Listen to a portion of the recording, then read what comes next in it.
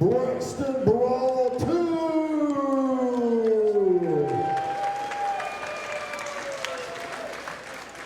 Please stand as able for the playing of our national anthem.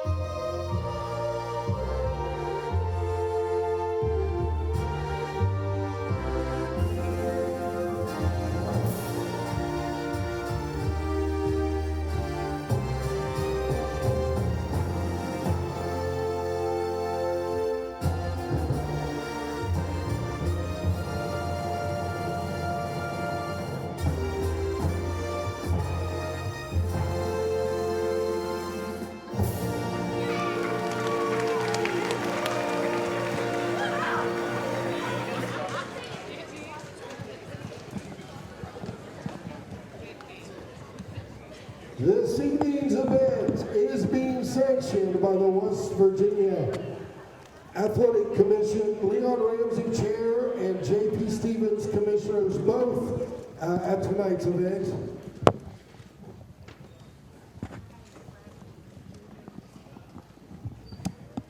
Referees, Brian Hiles, Matt Jones. Judges, Kelsey Clay, Brandon Hodges, Jonah Koger. Timekeeper, Brittany Hiles. Scorekeeper, Jason Redden. Inspectors, Mike Webb, Justin Hensley, Al Arnold, Tara Byers. Chief Deputy Commissioner, Laura Stevens. And I have to remind everybody, no flash photography at this event. No flash photography.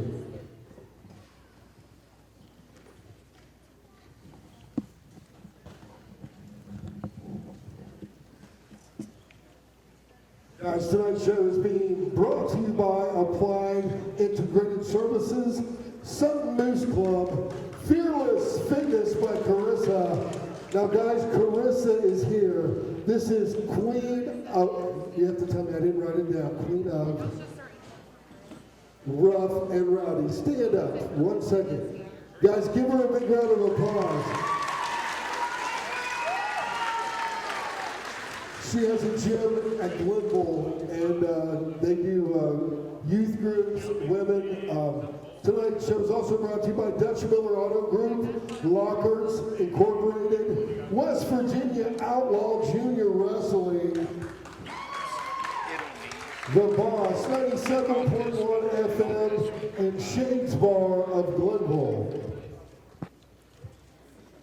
There is a 50-50 that is going towards Gas Away Day Celebration 2025.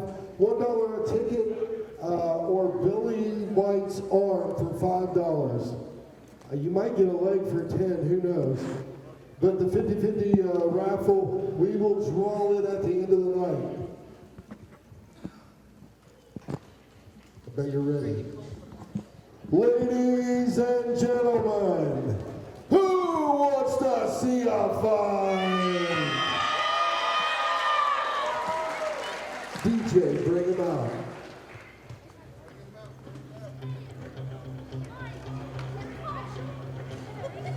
Here we go, got the red corner walk, guys. Let's go, let's get this going.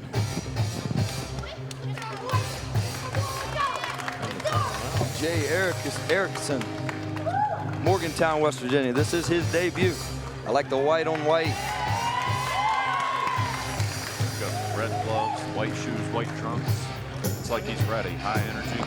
He's got a little sweat going. He was warmed up in the back, you can tell. Yeah.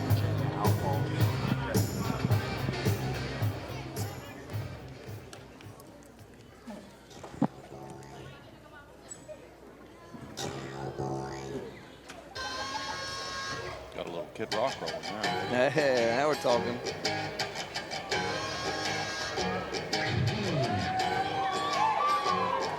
This is Matthew Young out of the Black and Blue, Little Italy, West Virginia.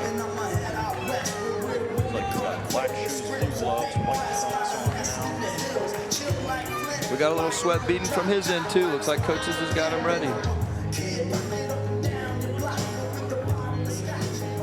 Usually don't bring this up. Man, I like them trunks. Those are sharp. Three They are. scheduled rounds of middleweight boxing action. Introducing first, out of the Fearless Fitness red corner, all the way from Morgantown, West Virginia, making his debut, Jay Erickson.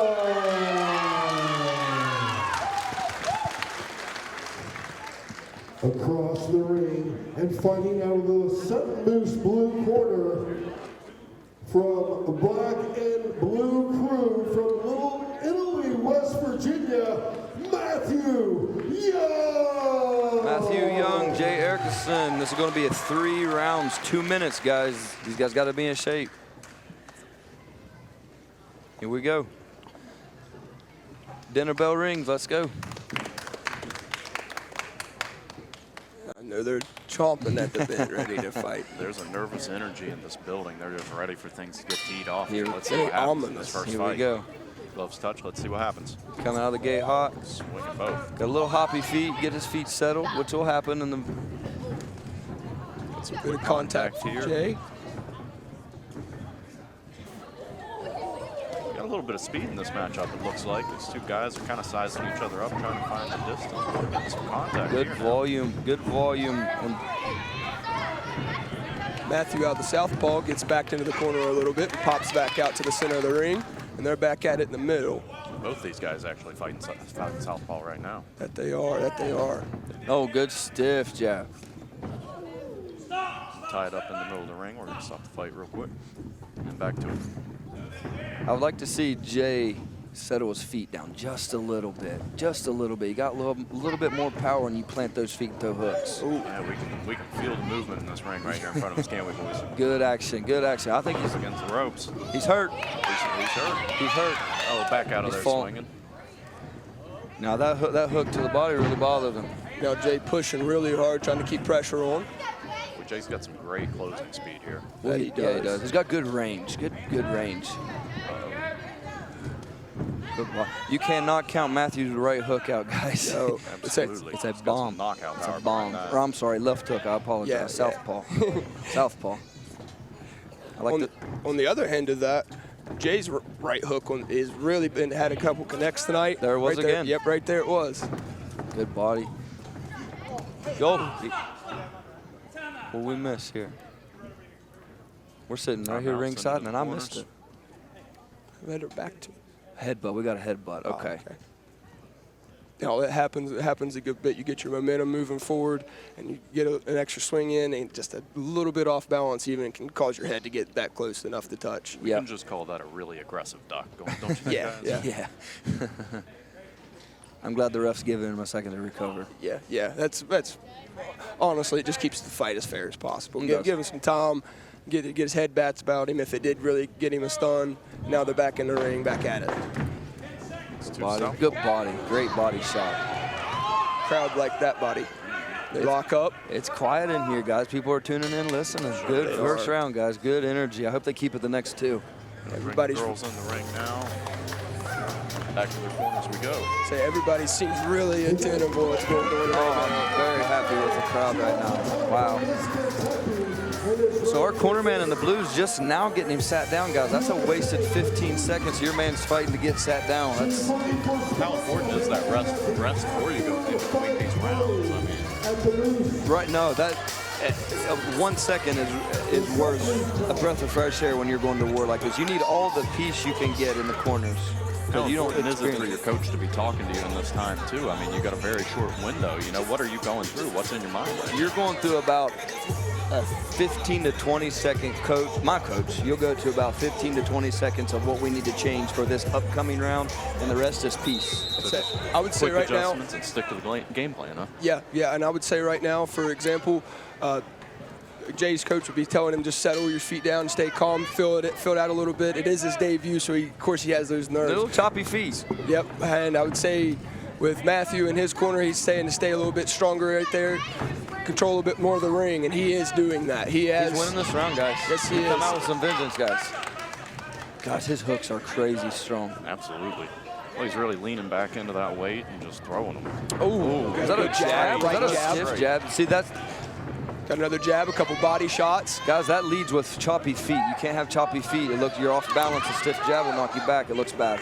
However, it does not seem to slow Jay down much at all. He's Good still return. pushing real hard. Good return. Yes, it was. Chop at the body when you're inside like that. It doesn't mean much, but you can't take a breath of fresh air when you're chopping that torso. You can't take an inhale. Just chop at it. Chop, chop, chop. Got a little blood coming from Jay's May nose or come from lip. that headbutt earlier. It might have, but we get good. I think it was a little right uppercut there from Matthew. Another right uppercut. Lead hand is dominating. Yes, it is. His right hand is really, really. You can tell being in put this to second work. round here, these guys are starting to get tired already. Yes, This has been a tough fight so far. Fatigue is setting in a little bit. The adrenaline. You fight yourself a lot when you're fighting your first fight. They have not stopped swinging either. We are backed up in the corner right here in front of us, front folks, porch. and there is blood all over Jay's shorts from his nose. Guys, this is a pretty bad nosebleed. Yeah, I think so. I don't know if it led from that headbutt or I think that jab is Another right jab. consistent jab is. I wish Matthew would take about half a step back and shoot that uppercut. He's kind of crowding his punches. Right hook there from Matthew again. Jake stands up with his hands down. Taking a breath of fresh air. Yeah, I think he's getting a little fatigued there. A couple good body shots by Matthew. They lock up, kind of move off again. The ref didn't break it up. I think they just kind of did it themselves. Now it's back in action. See the rest in between in the pauses like that and the arms down. It shows young fighters. You got to learn to save the energy, charge your energy. You got to rest as much as you can. These guys are tired. You can see blue corner kind of stumbling over here.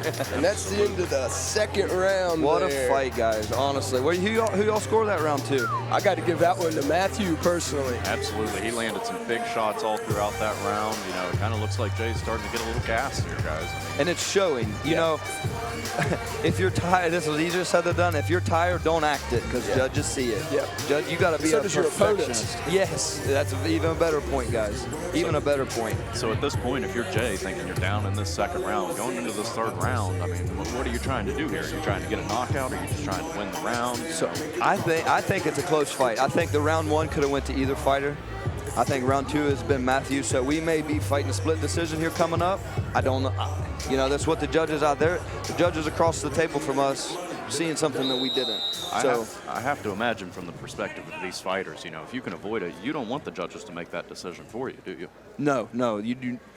We're going to check a nosebleed here. Yeah, the last thing you want to do is leave a fight to the judges. It's easier said than done, but it happens. Yep.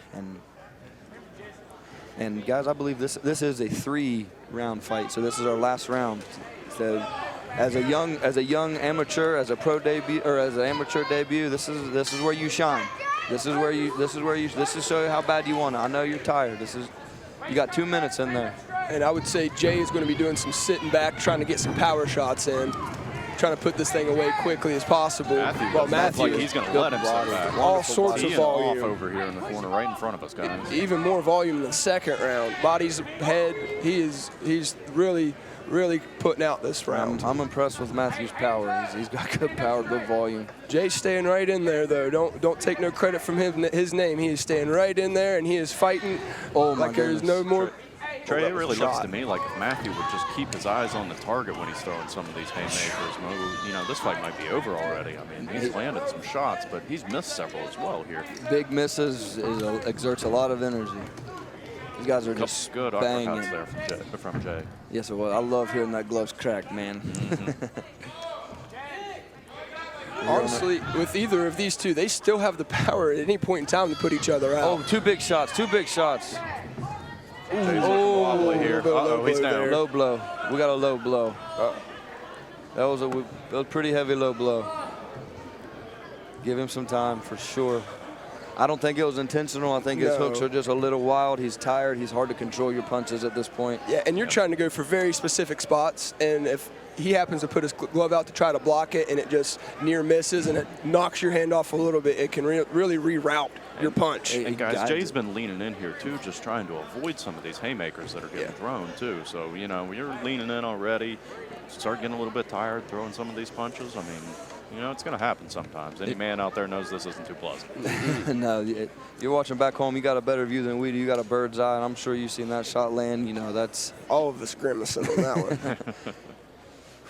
I'm going to tell you, I think we've got maybe a minute, 45 seconds left in this round, so Jay's going to have to, the fight goes on. Hopefully this will give his lungs a little bit of time to recover here. Both fighters are going to be coming out a lot more hot probably after this little break here, almost as if it's a round break. However, they're not have the ability to sit and get a drink of water and such. No coaching at this point in time. You're just in your own head, you know, trying to figure out what's going on here, what we're going to do for this last minute. If you look over at Matthew, he's not breathing as crazy as he was early. He's got that a minute and a half. We're a minute and a half, 2 minutes in of this break. And if you were Matthew right now with your opponent being kind of injured at the moment, wondering if the fight's even going to continue, what are you trying to tell yourself right now in the corner? He's looking hype, but I'm trying to stick to my game plan. Stick to your game plan. Stick what's working. It's worked. It keep working. Are you confident at this point, if you're Matthew, that you're winning this fight, or do you think, you know, you need to go out there and still land a few good shots? I believe he's dominating the third round. I think his third round has been his best. I would stick to the game plan. Keep your defense a little bit tighter. He keeps his hands down, but he's tired. I get it. However, another low blow like that could lose him some points, and it could really make this fight a lot more questionable. Absolutely. Let's go. Let's see what we got. About a minute left back home, guys. Fights in, you could see him talk, and it looked like he was apologizing for that. Yeah. Good sportsmanship. We got some energy in the ring. But now they're back swinging hard. Oh, good right hand. Oh, good right hand. He's being patient with that right hand here. He's waiting for his opportunities. A couple good dodges there. Jay looks solid. Jay's still putting up a lot of volume. He is not stopping swinging. However, Matthew's volume seemed to went down a lot. He's just went to defense, and that could be because feels like he's in position, or he could be tired. We don't know yet. Let's say it's going to be. We got another 45 seconds left. We're at 10 now. We're at 10 seconds. Oh, 10 seconds. I heard the click. Let's go. Empty the tank, guys. Empty the tank. Empty the tank. Seth Brown, good fight. Wow, way to get us nice started. Awesome fight. I would not want to be a judge that last round, guys. No. Woke this armory up a little bit here, guys. It's a little sleepy in here. Let's everybody get up and moving. Yep. Services, Moose Club, home of the after-fight party. Fearless Fitness by Carissa. She's in the house. Dutch Miller Auto Group, Lockers Incorporated. Guys, I was so impressed with their power. These guys are only 165 pounds. 165 pounds. These guys are hitting like 215. Break a tree in half. These guys have power. So a lot of them hooks I would not want to be trying to dodge. I wouldn't want to build another into some of those guys. Coming out fast with a lot of power behind it. Matthew he'd roll under a hook and come up and shoot a left. Oh my goodness, there's all the momentum going towards that punch. Almost like a baseball swing if you swing a bat before. Get your hips really into it, especially when you get a good angle and a turn like that. Really make a difference in your power. Boys, you're looking at two guys, you know, they're just getting started in their boxing career, in their early amateur days. You give these boys 4 years, 5 years, they may be fighting for that state title on the professional level here. This is where most guys start. Yeah, the anticipation for that for me is extremely high. I hope these boys stick with it. What a way to get a young career started off for both of these guys. Yes, it is. Wow. That was really a pretty great fight. Yes, it was. And you never seen quit neither of them. That was what I like. You've never seen it a drop. That's the thing about these West Virginia fighters, guys. There ain't no quit in them. I've never seen somebody lay down or give up or ask for They've easy been crawling out of these hollers since they were little fellas, trying to fight their way out. Yep. That's right. That's right. If you make it to the pros in West Virginia, you've done something. You've earned your stripes to get noticed because it's not easy here. Absolutely. They don't even have good internet. You know, folks are back home on that Frontier Wi-Fi watching a buffer. All right, back to the center of the ring. Here we go, to the cards. Unanimous decision for winner out of the blue corner. Good call. I like it. I like it. Great fight. Matthew Young out of Black and Blue Crew, Little Italy, West Virginia, takes the win out of the blue corner over Jay Erickson from Morgantown on his debut. It was a wonderful fight, honestly. Great fighters. Very happy to see good sportsmanship in the ring. Also at the end, it was Great first fight to have tonight. Matthew, young man, you've got power. You've got power. I know you'll be replaying this back soon and watching it and critiquing yourself. Great fight, man. Great fight. All right, who do we have up next on I think the we cards, have guys? a female fight coming up next, guys. All right, the ladies on the card tonight, boxing at 119. Got 3 2-minute rounds Ladies here. and gentlemen, 3 2-minute rounds. Okay. who wants to see a fight?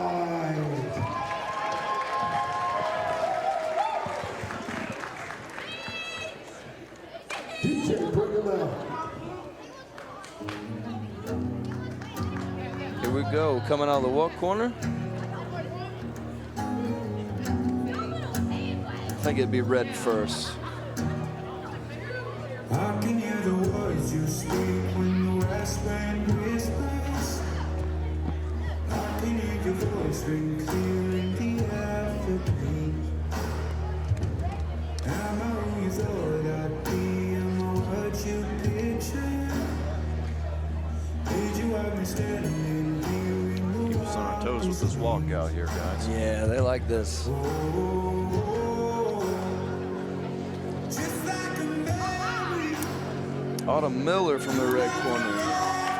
Got her awesome father, Donnie Miller. Donnie's a tremendous trainer back at Parkersburg. Tremendous trainer. I got a lot of respect for Donnie. And that is Doghouse Gym, correct? Correct, yes. This is Mike Shepard's gym. Very well known around these parts. Absolutely.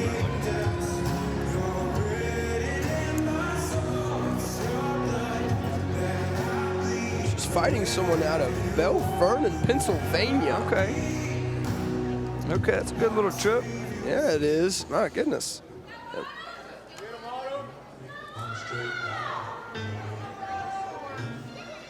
Looks like we're waiting Okay, for we're the blue cranking up the corner ring now. walk. Here we go.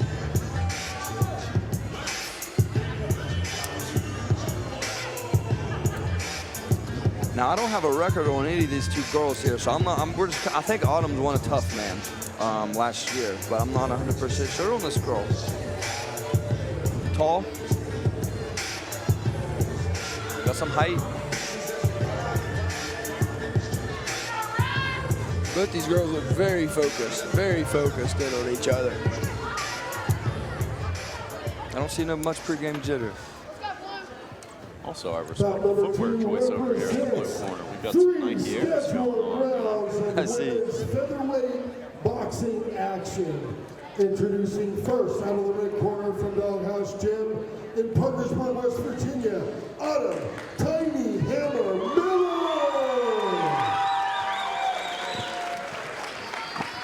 Across the ring and out of the blue corner from Belle Vernon, Pennsylvania, Asia Dazarn. Asia Dazarn. Here we go, fight number 2. Autumn in the white trunks and Asia in the gray trunks. I'm like Thomas. I like the fight shoe choice here. That's some Yeah, throwbacks. I have to imagine that big flat sole will give you some pretty good balance back there. You know? She's got a little reach here, so we might be looking at some power behind these throws. They're throwing from the jump. She's a southpaw as well. That's several southpaws we've seen tonight. It's rare. 3 out of 4. 3 out of 4 fighters in the ring tonight. I'd go out on a limb and say that's almost 75%. That's good Braxton County math, Bubby. Couple body shots and back to the head from Autumn, but Asia's keeping her in check. They just got That to keep range. on outside. Once Autumn's inside, she starts chopping the body. So once those punches start, they don't stop.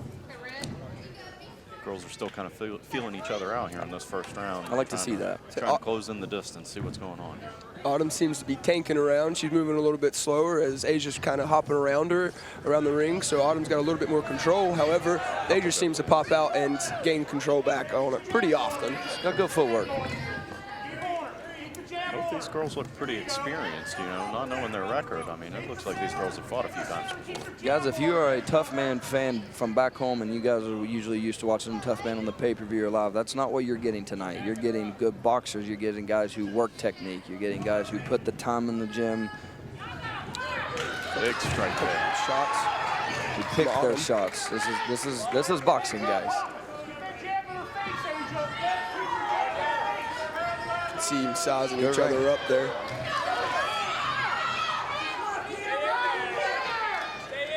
Crowd's getting involved a little bit. It's good to hear. I thought everybody left for a minute. It was so quiet.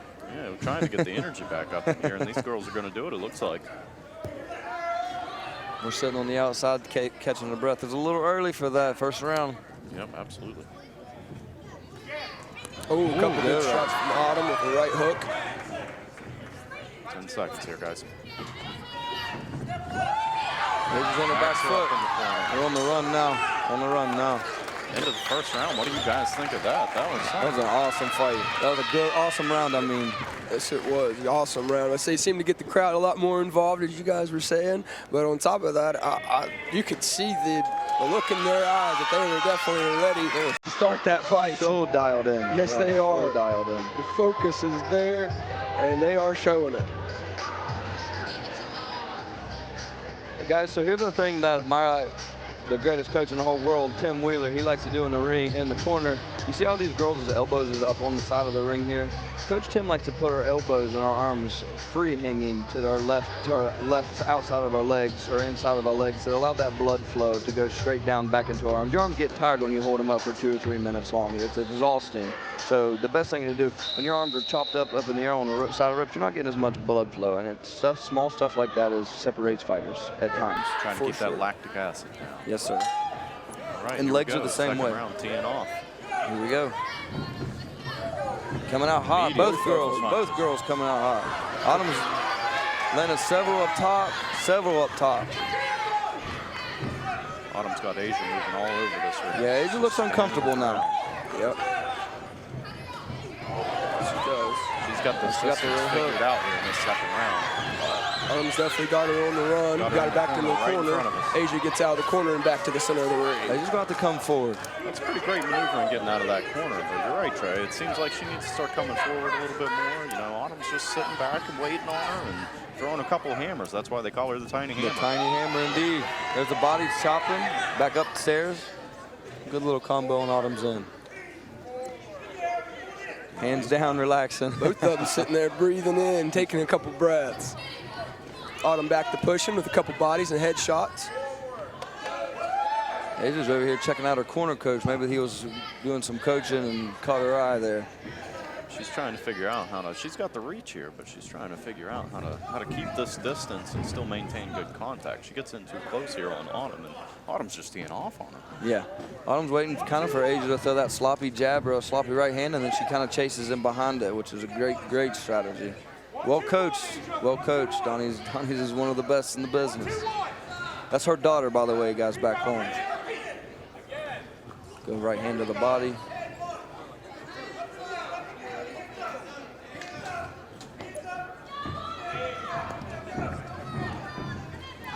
So they've had a little less action in this second round here than what we have in the first round. You can tell these girls are kind of wearing out pretty quick. It's been a hard-fought fight. Throwing a lot of punches. 10-second click. You know that's resting. You know that's rest time.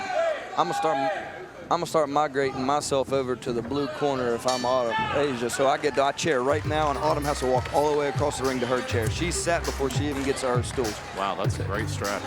That's a great strategy. Tayton, how would you score that round? Honestly, I would probably have to give that one to Autumn just because Asia seemed to be like she was on the run most of the fight, or most of that round. She also didn't have too much ring control and seemed to only get a couple counters in. Agreed. And didn't have very much good contact. Backpedaling constantly is usually not looked at positively by judges. And she kind of did that most of the round. However, she did get a couple licks on the way out. I'm no judge, so I can't say for sure what they're saying. But to me, I'd have to give that one to Autumn. What do you guys think? I mean, Trey is a taller fighter. You know, you're familiar with trying to keep that distance with people. You know, maybe a little bit smaller, maybe a little more powerful. But what's it like kind of keeping that distance when you're having a hard time getting good contact? I was almost about to make a comment on that. Right before you said that, you kind of teed it off for me to say it anyway. There's a fine line of being on your back foot, fighting on the outside comfortably, and running. There's a fine line. You gotta be careful when you're dancing on that line. Asia comes out with a few good headshots. Yeah, we're unloading now, guys. Yep. Let's go. Let's go. both of them Empty the unload. tank. Empty the tank. You put the work in for this. Let's go. It seems like the coach might have helped her figure out that distance a little bit. Yeah, Third round. I agree. Yeah, Asia, her first round, I feel like she was on that right distance, finding that right area, you know, moving around the ring well. In the second round, she kind of was on her bike running a little too much. I'd like for her to dial it back in here, fight like she did in the first round a little bit more. She's almost wearing herself out with movement. A lot of movement. You can run miles in there in a fight, guys. So it seems like Autumn still got Asia on the run a little bit since Asia did have a couple shots. Good Now combo Autumn, there from Autumn. good contact there.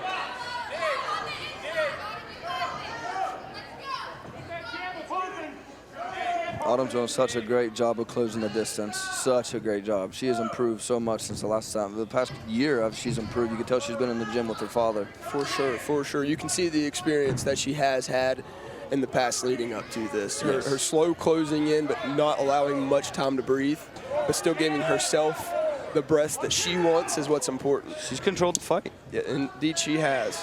You can watch her footwork, and it's just, you know, a couple steps here and there. She'll push, come right at the target, and then right back to the center of the ring. And she's just conserving energy that way, staying in the center of the ring, waiting for Asia to close that distance on her, and then when she does, she just tees off on her. Asia's almost setting her up to land these shots. Asia's closing the distance for Autumn at times, and it should be vice versa. Asia should be the one poking on the outside.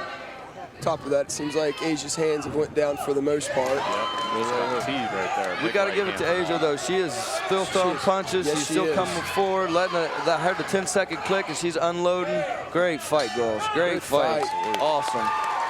Good fight, guys. I love it. Greatest way to see. Way to see. All right, you can tell both of these girls were gassed over here. They are. That was a hard-fought fight. They left it out there, man. They left it out there. Dutchman Runner Group Walkers Incorporated, West Virginia Outlaw Junior Wrestling. We'll go to the cards here. The Boss 97.1 FM and Shadesboro. I think Autumn ended up winning all 3 rounds. The first round was tight, but I think Autumn ended up winning all 3 rounds.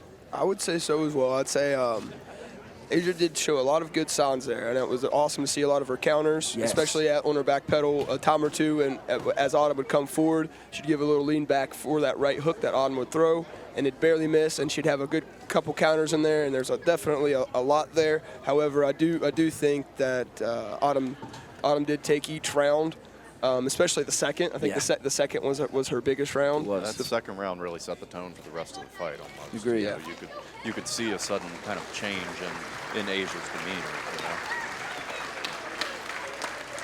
There's the crowd. They gave him a bunch of NyQuil before they came in, guys. Seems like it. Well, you know they've got these lights off in here. Maybe they're all a little sleepy.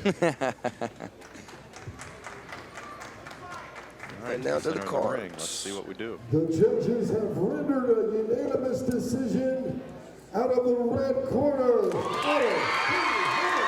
Unanimous decision out of the red corner. Wonderful fight. Well earned. Way to put the time in.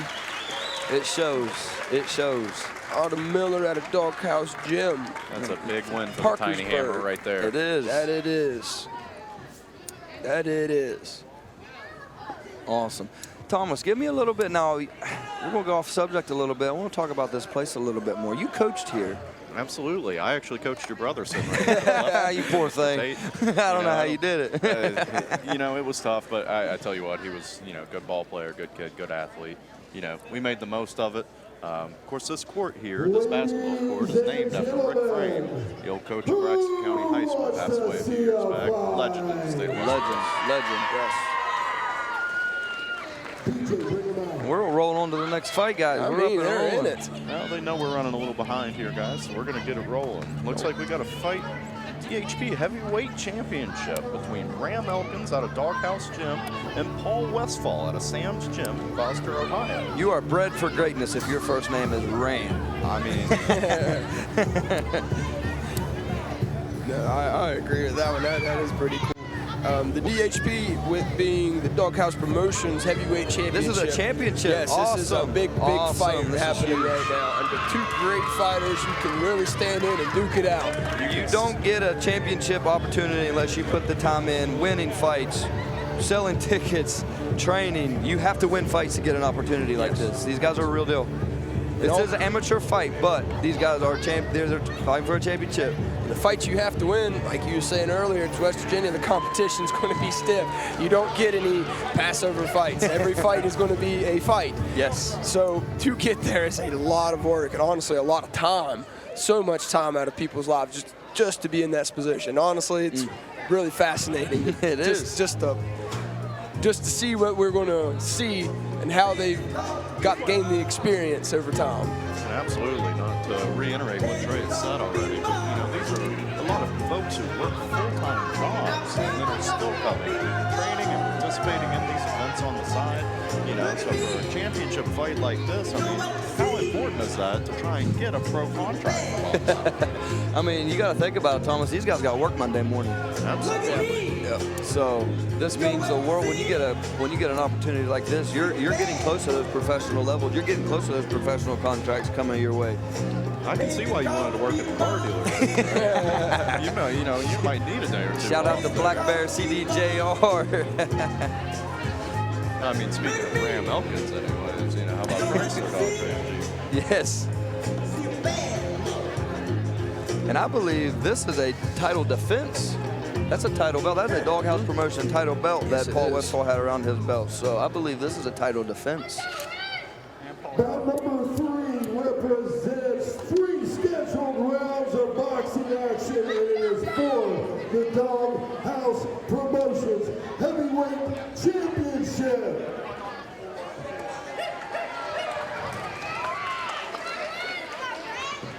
Introducing first, out of the Fearless Fitness Red Corner, fighting out of Doghouse Champ, from Ravenswood, West Virginia, the challenger, Ram Elkins. Ram Elkins is coming to steal a title belt. Across the ring and fighting out of Sutton Moose Blue Corner, from Sam's Gym in Gloucester, Ohio, the champion, Paul Westphal. Big fight, here we go. Paul Westphal in the black trunks and Ram Elkins in the American flag trunks. I like the get up. I love the look. I do too. Say Paul Westphal came in with the Juices Loose shirt on. Okay, okay. Yeah. This is a heavyweight fight, guys, so hopefully we get to see some big swings here, but also some experienced, savvy boxers. These guys look like they've been doing this for a little while. Coming out hot. Okay, we're going to fight in the phone booth right out of the gate. Good right, choppy right hand. Now it looks like Paul has a couple more shots over. I see Ram trying to do a Tyson Fury type style. Put that extra body weight on your opponent's legs, make your legs tired. Both of them look very focused in right now. Yeah. Now Ram's starting to throw some body shots. Yeah. Guys, Ram's effective right now. Yes, this is effective. It doesn't look it yet, but his leg, this is hard on Paul Westphal's leg. He's teeing off though on that back foot. It's very impressive. He's getting some good shots in, but you got to imagine all that weight just pushing up against He's trying to turn. You can't turn him. You can't turn that side. That's right. Because the Deontay Wilder, Tyson Fury type style, There he goes again. He's going right on it. It's exhausting. Ropes over here. It gets exhausting. I hope Paul's. I'm sure he did, but I'm sure his legs will have to be in shape for this whole fight. However, Paul keeps getting some really good uppercuts. He got short, choppy uppercuts. Yes, they look great. It's strong. They look great. Well, he's doing a good job keeping his hands in tight. He's just waiting for him to lean in a little bit too much. And then as soon as he shifts that body weight forward, he's just looking to tee off right into the midsection. It's good stiff jab. Spending a lot of time locked up. I don't like Ram turning his head. Yeah, he's trying. Is he rocked? I think he's rocked, guys. He's rocked. Go downstairs. Go downstairs, young man. Go downstairs. He pops out of it, though. Now they're back in the center. Ram's got his weight back on him. Okay, ref breaks it up. Fight again, back to the body. Good body shot. Back over the top. Got a good head shot. Westphal, nice right hand. Finish it. Oh, good uppercut. Good uppercut. Landed him. Short, choppy uppercut to the house. Short uppercut to the house. Go to your mutual corner. Go to your mutual corner. It's important. A little ring walk here from Westphal. He knows something. Hey, calls the fight. There we go. Title defense remains Paul Westphal. uppercut to bring him down there at the end there. You was just talking about those short, choppy uppercuts right before that happened. They were so powerful. They said that glove was staying almost directly to his chest as he was coming up with it. It was so tight. It was so tight. And when you're holding on like that and your elbows get spread outside of Paul's ears there, it really, really opens that up. And all he has to do is split the elbows there, and he did it. He took a half a step back with that back foot, Paul did. When he took that half of a step back, that lowers his level. All of his punch angles are coming from a different angle now, so he takes a half a step back. That short, choppy uppercut doesn't go to the chest anymore, it goes to the chin. And he did it so well. Great coach, he was patient. I was most impressed by his patience. Now, it looks like Paul came into this fight with an excellent strategy, oh my guys. goodness. I mean, you could tell he knew his opponent here. You could tell he knew he was going to try and put that weight into him, wear him out, wear out those legs. And he was prepared for it. He was ready to step back, like you said, Trey. Like you said, Tate, and those uppercuts were just right there in the box, fighting in a phone booth and just punching his way out of it. Paul studied. And not to say Ram didn't. Ram did what he was supposed to be doing. I just think Paul got caught. Paul executed to perfection. Yep. That's what it was. You can't. Great fight, awesome knocking out. We got a knockout. We got our first knockout tonight. That's got this crowd woke up a little bit, guys. They were Yes, it ready for this does. heavyweight fight. The sound of that uppercut cracked and woke somebody up in the top bleachers. I think I might have a concussion, to be honest with you. Say Paul Westfall takes home his already earned but defended Doghouse Promotions Heavyweight Championship. State championship, man. That's amazing. Great fight. Yes, it was. Yes, it was. We're on to, okay, guys, this next fight is a boy from my gym, Will Lopez, fighting out of Tommy Thomas Boxing Gym. He's fighting a 154 professional debut. Professional debut, first professional fight tonight. Guys, he's a southpaw, and he is fast. His footwork will be the best footwork you see tonight, I promise. So Will Lopez, I would say, as you said, great fighter, fast as can be, but he's fighting somebody out of VO2. That's no joke. No, it ain't. No joke. Say VO2 is never a joke. And Justin Taylor, he's ready. He has his head on screwed straight tonight, and he's ready to fight as well. One of my biggest, toughest opponents I fought, even in the amateurs, came from VO2. Ron Brown. No joke. So you can feel the energy kind of rise up again. I'd say that KO might have brought back a little bit. Everybody's really anticipating this fight as well. Oh, yes, for sure. Guys, let's take a few seconds and go ahead and give our sponsors a shout out. I'm apologizing because I've missed them the first couple of fights.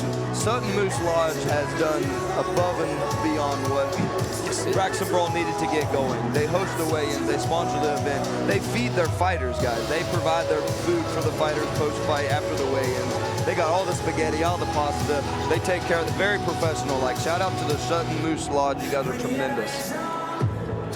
And not including what else they do in the community. Oh my goodness, Terry Perkins, guys. Terry Perkins. You got to give these guys credit for what they do. It's awesome to see it. It really is. Terry Perkins is one of the best things to happen in Braxton County. He truly is. Truly is. What he does for our sports and athletics and the schools is just. He's been a big sponsor of you as well, is he not, Trey? He has. Thank you so much for the sponsorship. Looking at me, knowing I'm trying to go places and supporting my dream. That's right. Everybody has one. Some of us get lucky enough to chase it. We got to thank the people that allow us to be able to do that. Yes, sir. Thomas, give us a little shout out to, is this Lockers? I see. Absolutely. Is this Chad? Guys, we got Lockers Incorporated. Got Mahindra Tractors right out of Sutton, West Virginia, guys. Right below Braxton County High School. Great dealership, great people to work with. They'll help you out if you need a tractor or anything like that. Lockers Incorporated is the place to go, guys. We've got several other sponsors on here as well, including Boss 97 FM, also out of Sutton, West Virginia. They do so much. Great radio station. I've recorded a few commercials for them in the past myself, guys. They're a wonderful company. A lot of great sponsors here tonight, providing for a great middleweight pro boxing match coming up here now. So, Trey, honestly, what's the difference between a fight like this at the more professional level as opposed to some of these more amateur bouts? I mean, these are guys that have already signed the contract. So what's at stake for these guys compared to some of these amateur guys that are still trying to get these contracts? You can't fight in Las Vegas in the Madison Square Garden with 5-5 record. Yeah. They only look at, and especially West Virginia, you gotta have a clean record all the way through. One loss could affect everything. It's all about win-win-win. There's a lot at stake for both of these fighters. Amateur is like. for experience. This is a real deal. These guys' careers start today. West Virginia having that title can mean a lot. It's hard for any sport to get scouted in West Virginia other than unless you can shoot a rifle. In anything. Yeah, so it's nice to see people be able to come out and switch that up a little bit. Absolutely. This is my boy, guys. That's my coach Tim up there. I'm loud and proud for him. I got to shout out Coach Tim myself. I got to shout him out myself. Let's go, Will, baby. Let's go. Watch his feet. Watch his footwork. Watch his hand speed. Will is ready to roll. He is ready to roll. So, guys, look at the sweat difference glistening on Will's back versus his opponent's back. Guys, I haven't even said anything about Justin Taylor here, but you know he's got good coaches. I don't see Teddy over there tonight. I do not see Teddy, but No. Teddy even had other guys probably fighting in that other maybe. I would say. Trey, you've got the inside scoop here. What's the strategy look like for Will going in? Will's a angle cutting southpaw. We're going to cut a lot of angles if I know anything about him. Lopez, Teed off here. white trunks, and we got Justin Taylor in the black trunks. Hard left hook landing. I like the white on white, Will. Oh, good right hook speed. there by Will. They're both sizing each other up now in the center of the ring. Justin trying to dial in, get comfortable. Getting used to those 10-ounce gloves is a timing change, guys. It's not just you hit harder. Your timing's off. Your timing's a little slower or quicker, I'm sorry. And you also don't have as much defense. You don't have 16-ounce gloves on. Those are shields. At the time being, Will looks like he's getting really comfortable in there. He's starting to throw with some power, and he's starting to throw a couple combos. They're not landing great, however, they do have some intimidation behind them. Will looks comfortable already. You can see Justin kind of sitting back, waiting to calculate, figuring out what Will's timing is. But while he's doing that, you know, Will's sizing him up, throwing punches. I mean, guys. Yep. They're strategizing right now, ain't There's they? a lot going through these men's heads, guys. Good right hook there by Lopez. Yeah, it was. Good speed, good speed. Did Will switch stances? He did? He up back in. He did, okay. You can see the speed difference in a fight like this versus the ones we've watched so far. I mean, Yes. these guys are afraid to make one wrong move because if you do, it could be over. This is a game of inches with those 10-ounce gloves. And he got a good right hook. hook off of a combo with the left straight first coming up. Big. Here. Got a Big couple punches. 4 or 5 good shots in there. I'd like to see Will change levels a little bit. Yeah, he's just staying up at the upper level. If he goes There we go. mid, Good. he went mid there, but if he needs to follow that up maybe again next time with a shot or two. There it was, There it Tate. was, Good there it call. was. Good right hook. Will's comfortable. Now Taylor, rocked him, Taylor's rocked him, and rocked Taylor him, goes rocked down. him. Taylor goes What? down. Left That- right there from Will. To the ear. He's out of balance. If he stands up, He stands back up. We're going to see if we can keep this he fight wants to going continue. here. He shook his head yes. Checks the weight. Here we go. Ref says it's a go, and they're back in the We'll go ring. finish it. We'll go finish it. Justin a little bit less aggressive, a little bit more timid now after that. It seems like Lopez is still sticking to his strategy. He is not charging in like a lot of fighters will do after a stun. A lot of fighters taste blood and want to finish it. Will's not doing that. Oh my and a good goodness. hard left hook. 2 hard lefts, hard right. And it is not looking good for Taylor here. Taylor's on his back foot on the ropes, just trying to eat right now. Surviving. Oh, and now Taylor is all over him. Unbelievable combo. You got to give it to Taylor for standing up. That he do. Taylor is Tough back out chin. on his This boy feet. is My tough. bad. I meant Lopez was all over him. That was my bad there. Taylor is tough. VO2 trains tough men. I mean, he's getting beat pretty hard right now. And, Wow. you know, to still be standing, walking around. It just shows you how important this is for these guys. It sure is. Will is looking like his first professional fight is going as well as he could want it to. Will had a tremendous amateur career, guys. He fought so many USA fights. I don't know. I think he's like a 30+ amateur fights. Will's got a lot of experience. Yeah.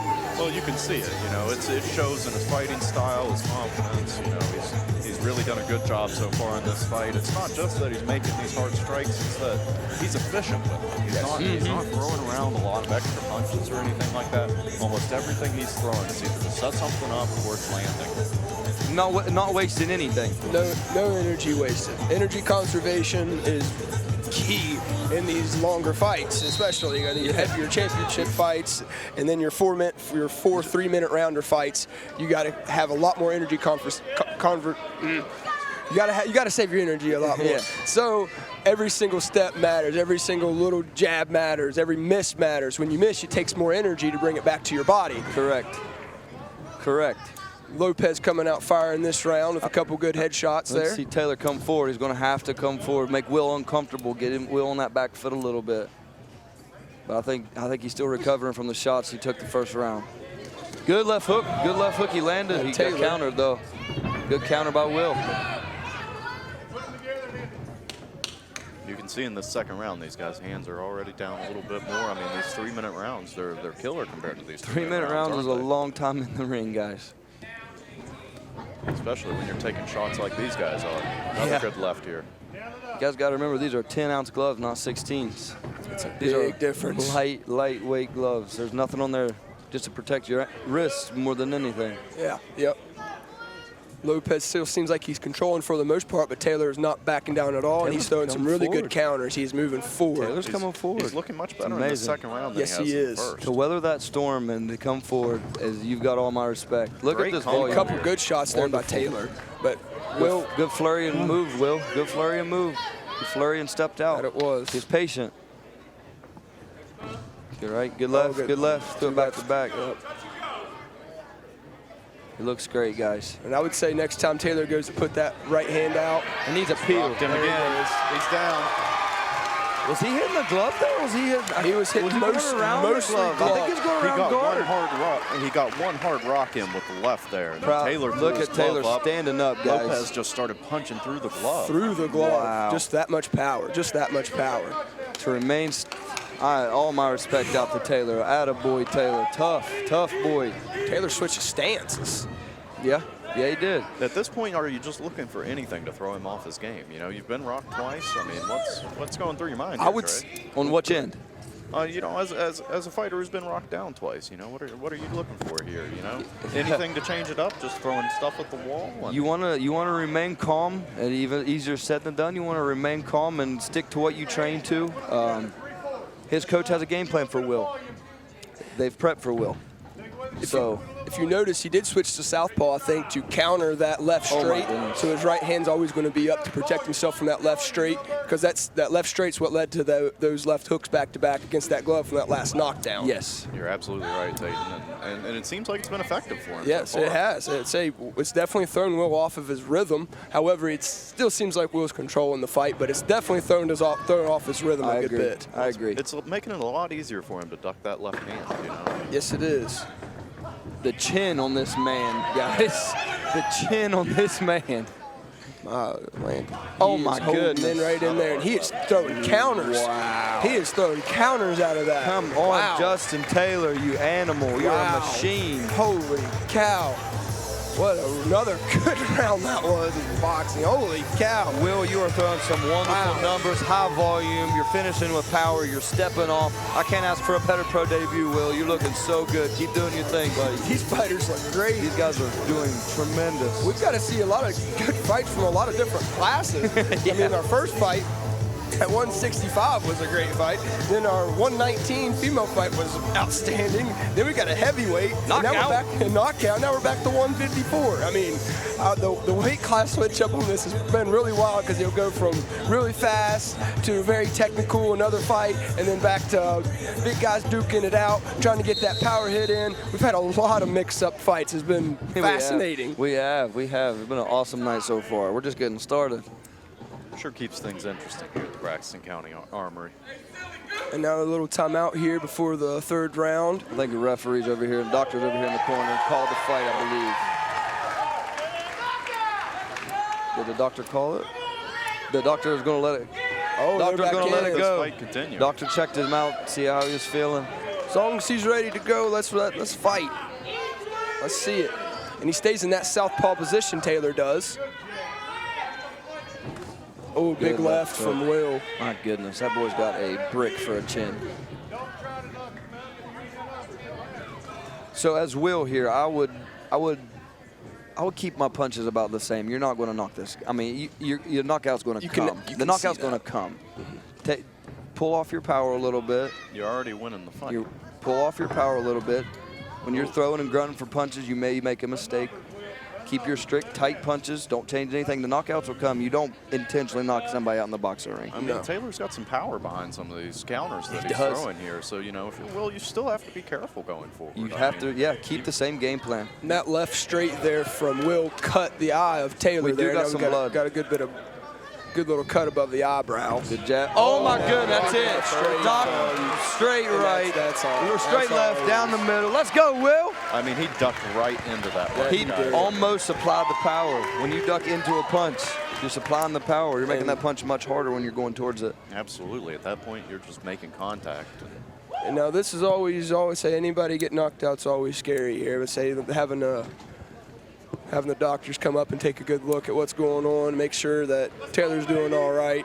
So that's a tough go down there. That's tough. I mean, Taylor took a lot of shots in that fight, and of course we were very impressed with his chin throughout the entirety of that. Yeah. But, you know, now at this point, you know, we've got a fighter who's down, the fight's over with, and we're just hoping everyone comes out of this all right, you know. Yes, I would say great fight. I say both athletes performed very well, very well.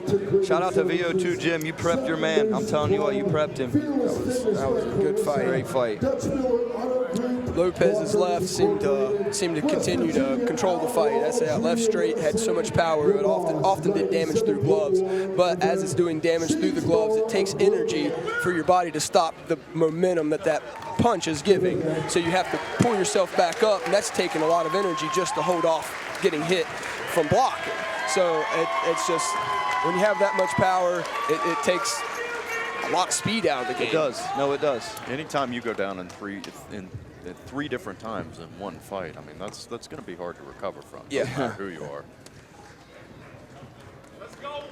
Yeah, but he did come up the second time, and he was ready to fight the second time, just as he just hopped in the ring for the first He round. almost provided more power after being knocked down the first time. Great fight, Will. We'll Gotta probably show be us some love to each other here in the middle of the ring. Glad he's okay. Glad he's up on his feet. yeah, for sure, and we'll probably be seeing both of these two in the future very soon. Yeah, Will will fight next weekend if you'll let him. Great coach by Tim Wheeler. Always got to give props to Tim and Coach Ed over there. I'll always say any fighter that's got Tim Wheeler in the corner has a little bit of an advantage. That's even at any point in time in the fight, he's got a little bit of advantage. And you can compare that to any sport you like with your best team. Bill Belichick in football, and say you have that edge. In basketball, if you had Phil Jackson, I mean, you get that extra edge that can be the difference in a split decision, for example, and what's going on here. Just by acting in a certain way to make the judges change their opinion of you for one more point could be the difference in the fight.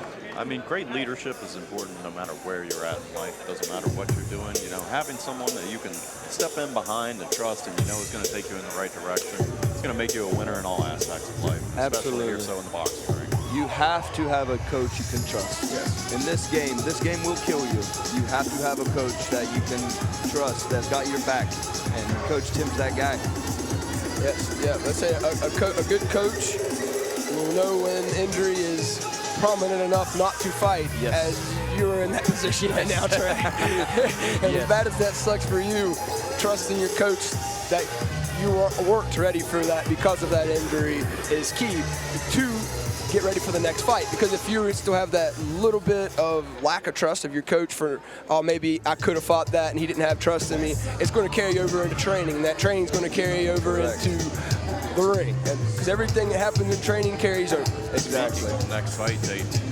Up now, we've got Will McMillan fighting out of Sam's Gym in Gloucester, Ohio, up against Connor Ayusk. Is that correct? Is Yes. that Musk or Ayusk? Yes. All right. And this is a 141 boxing championship. So we've got 3 2-minute rounds here.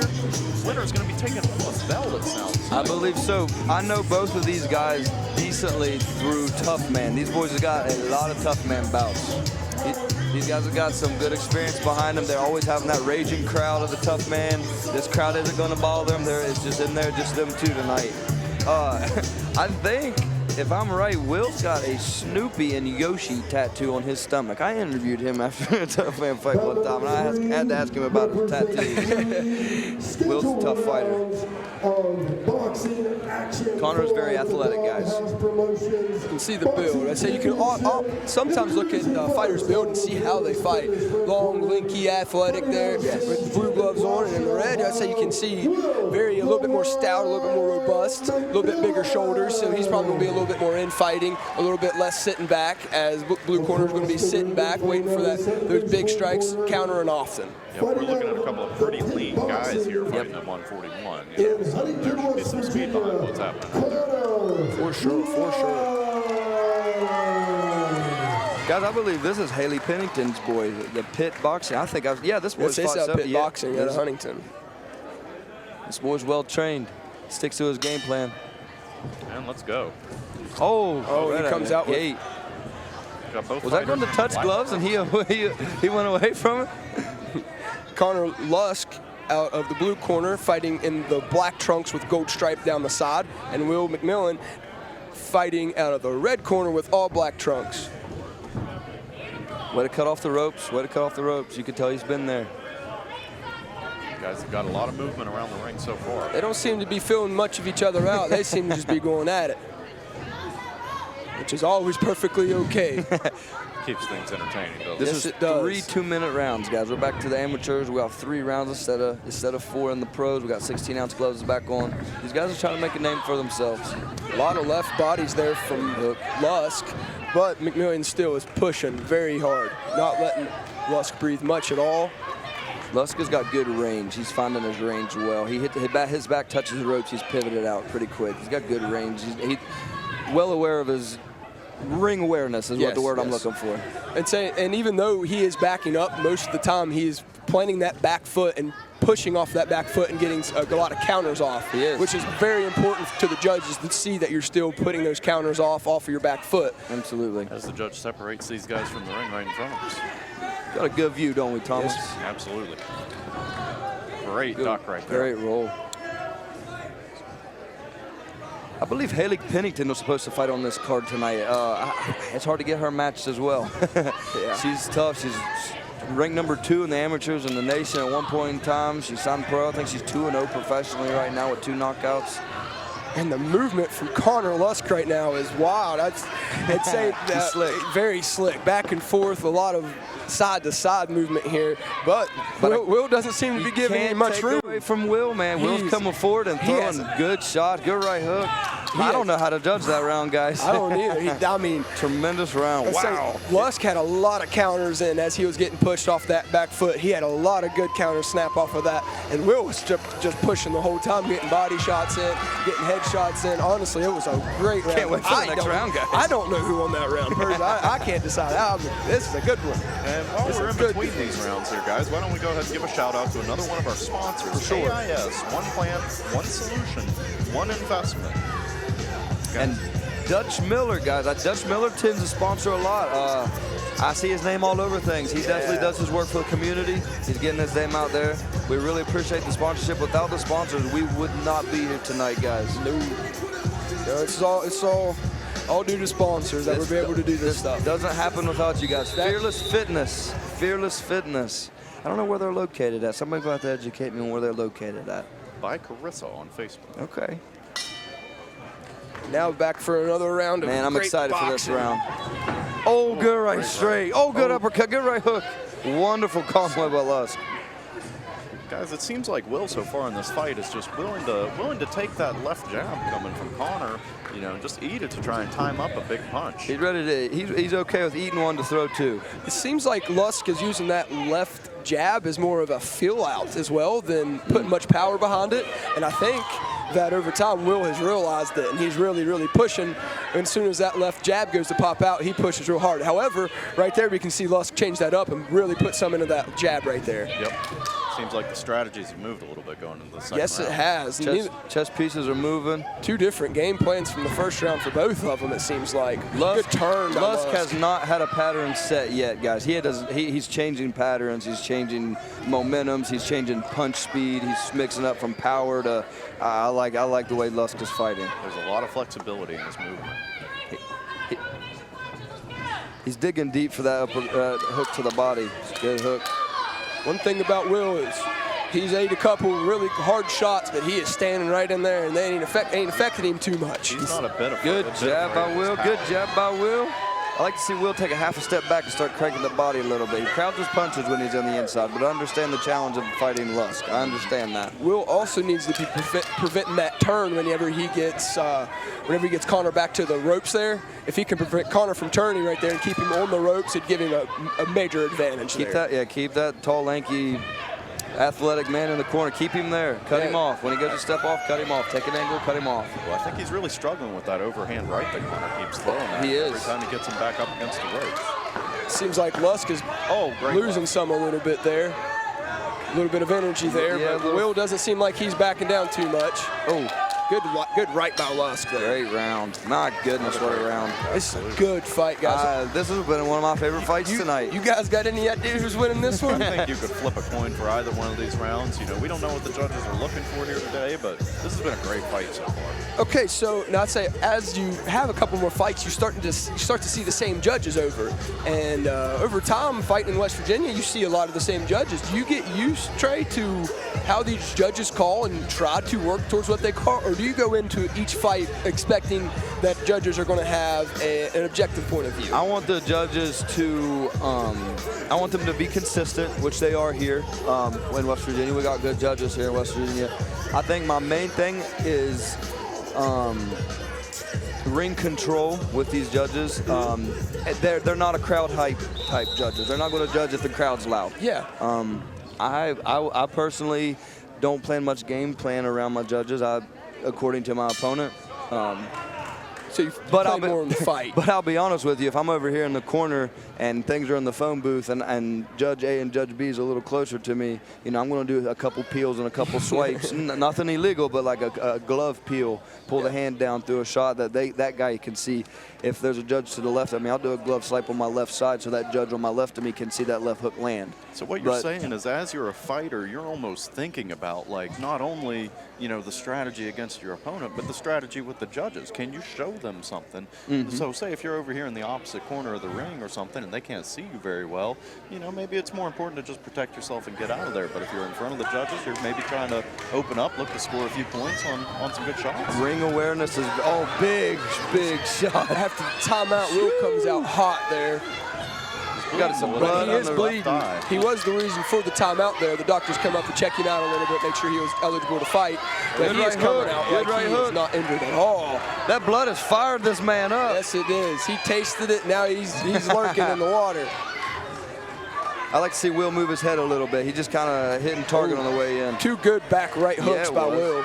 A little bit like a golf ball on a tee, guys. You know, you're just swinging through a target. That's Yes. not moving very much. I'd like to see Will move his head a little bit. Yeah. Good left. Even a little Mike Tyson bob or a windshield wiper move with the head would be wonderful. It'd do Will a lot of good.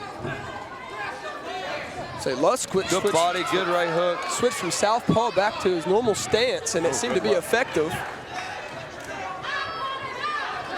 My goodness, he's throwing lead, guys. Throwing lead. Will's got a whole lot of blood on his face now. But Lusk still seems to not have most of the ring control. He's still fighting off that back foot because Will is still pushing. Lusk is having... Is that a cut on the nose or under the eye? Is that a nosebleed? I think it's... Guys, I think if I'm not it's a little bit of mistaken, both that's all there. coming from his eye. My goodness. That's... And now Lusk is teeing off pretty hard with that right. McMillian seems like he's struggling a little bit more this last minute or so. It really seems like Connor's got a good strategy. Every time Will tags him, he just closes the fight in. Closes the distance. He's kept the same game plan. Eat one to throw two. Oh my goodness, that right hand is final. Come on, Will, get that left hand up. You're eating too many from the same side. Keep your left hand up. He's got a Good lot body of by power. Will. Boy, yeah, he's strong. Look at muscular. He's stout. Oh, routed him. Look at his legs. His legs is gone. Yep. Hey, let's Shot to the ear, knocks that equilibrium off. What a fight. Unbelievable. Demonstration brought to you by Integrated Services, Sudden Metal News Club, Fearless Fitness by Carissa, Dutch Miller Auto Group, Lockers Incorporated, West Virginia Outlaw Junior Wrestling, The Boss, 97.1 FM. Thomas will cape forward the whole entire fight, but I'll be honest with you, I see too much good out of Lusk, moving the right ways, slipping the right ways, countering the correct ways. His movement was just excellent throughout this whole fight. He was fluent. Every time he was up against the ropes, it was a clean roll, just getting himself out of there. You know, Will would get one strong left hand in there, and then all of a sudden he'd close the distance, and the fight moved to a different spot of the ring. I mean, that was pretty impressive fighting, if you ask me. Well coached, well coached. You could tell he worked footwork. With an athlete like that, you work footwork. You wanna make your good things great, and I believe they were doing that. Coach Tim Wheeler come over here and threw me one of his hats. Congrats, Coach Tim. That was an awesome fight. You guys look so good.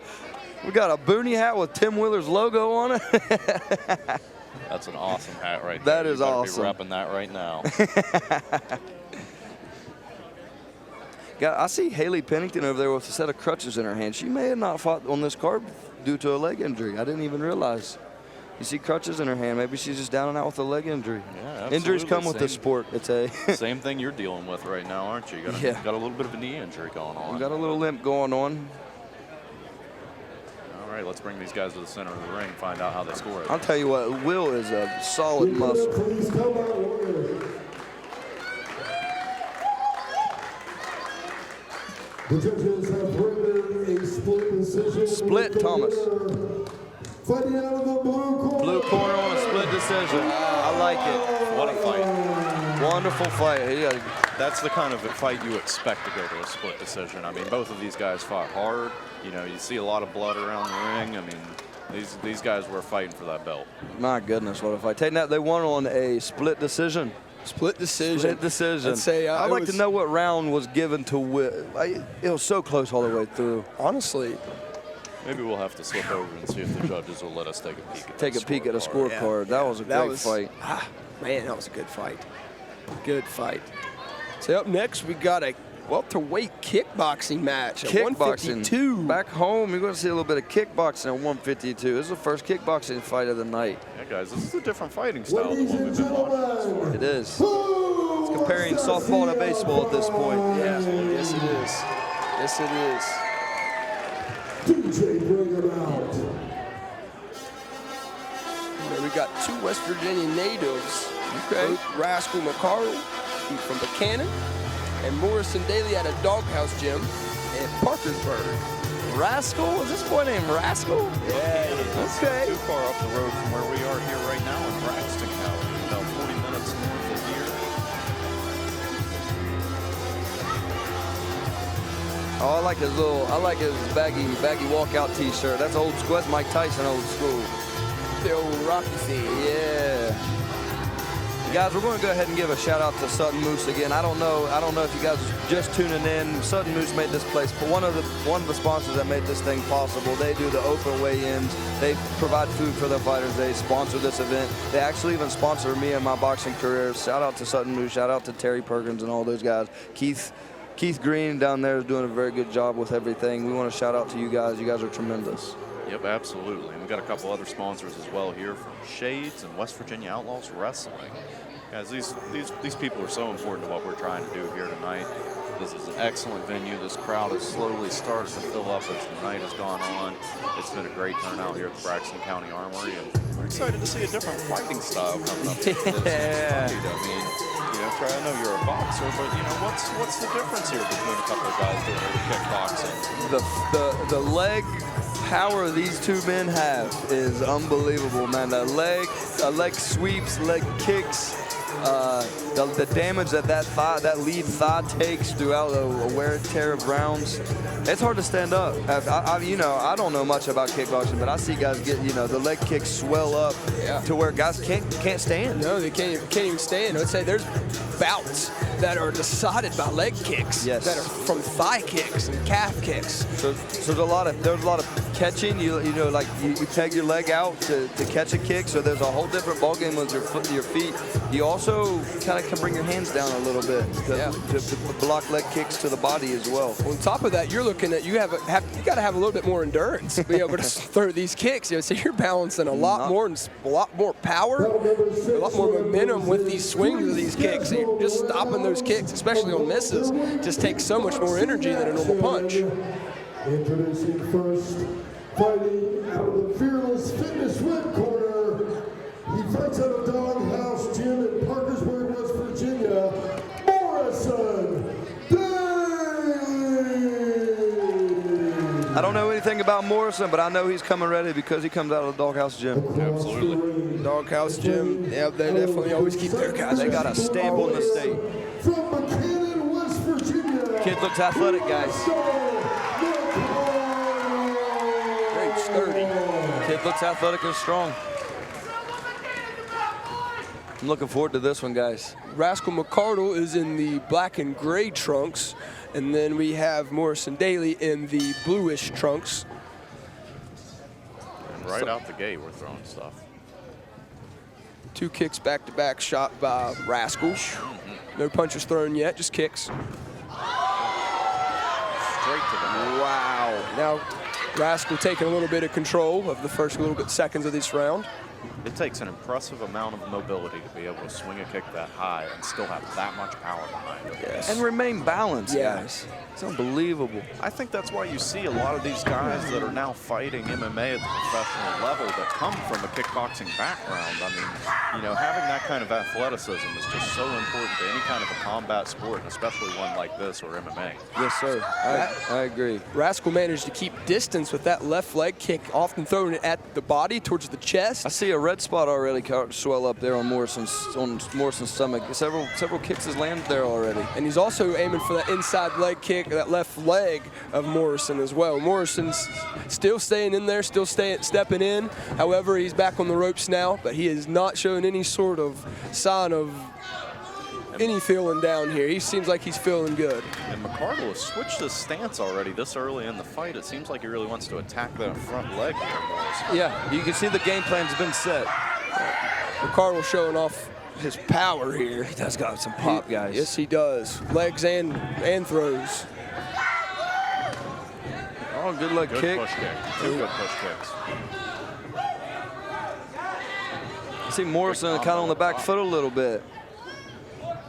He's having a hard time closing the distance with these push kicks, and he keeps changing stances back and forth too, guys. I mean, it just looks natural. Big right hook. It does No, look it does. natural. Oh my big goodness. left hook. Good combination. Another left. He Good has it in the combination. corner now. Turn it on, turn it on. Oh, and he sends one back, Morrison does. Did that land? It did. That was a good body Great right counter, there at great the end counter. from Morrison.